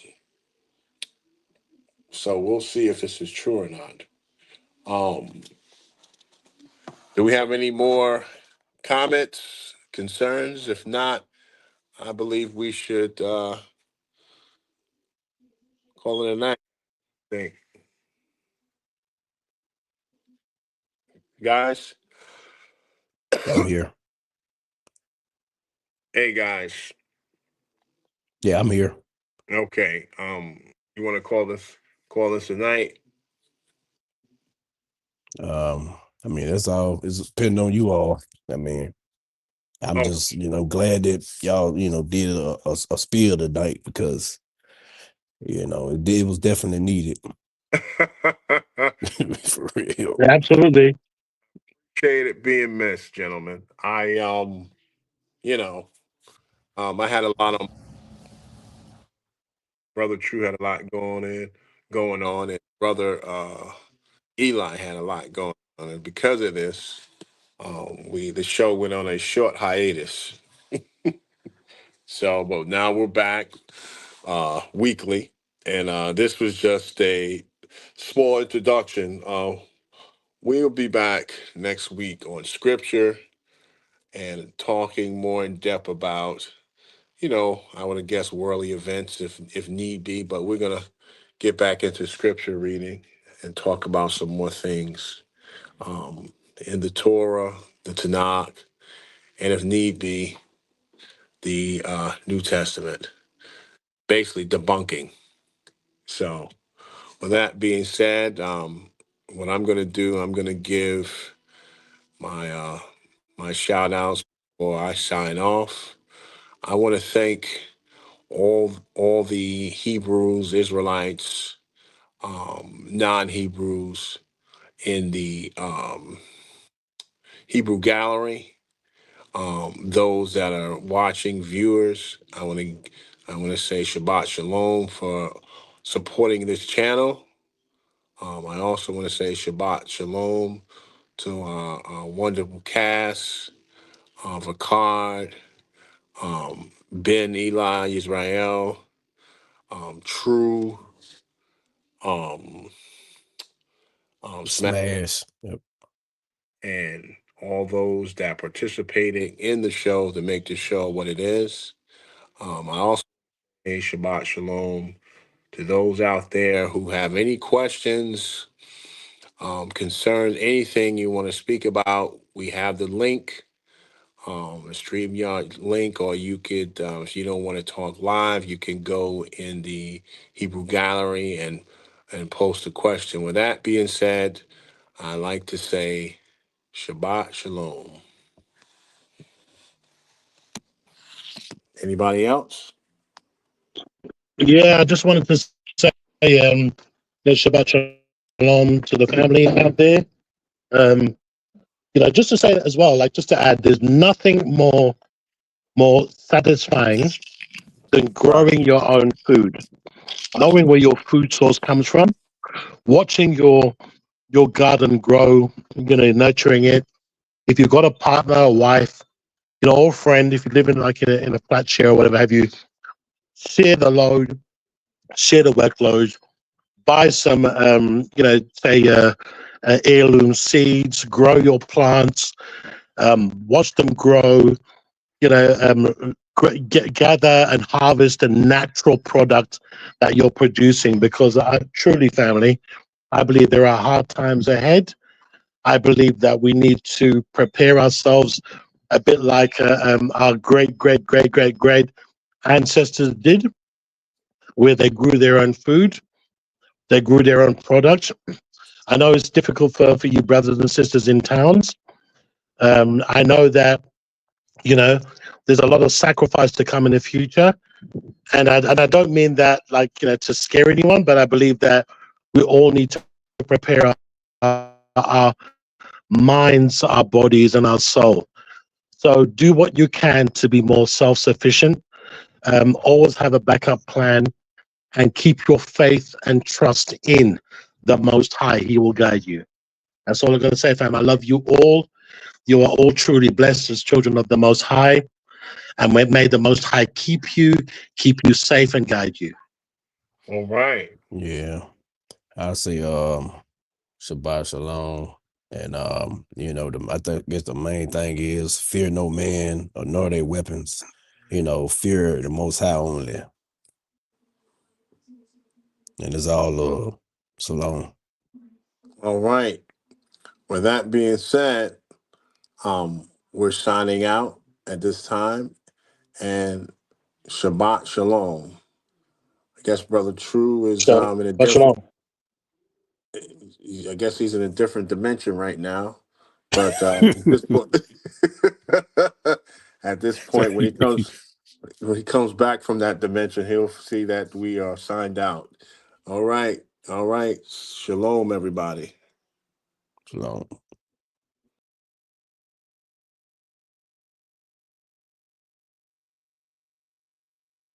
Okay. Shalom. Shalom.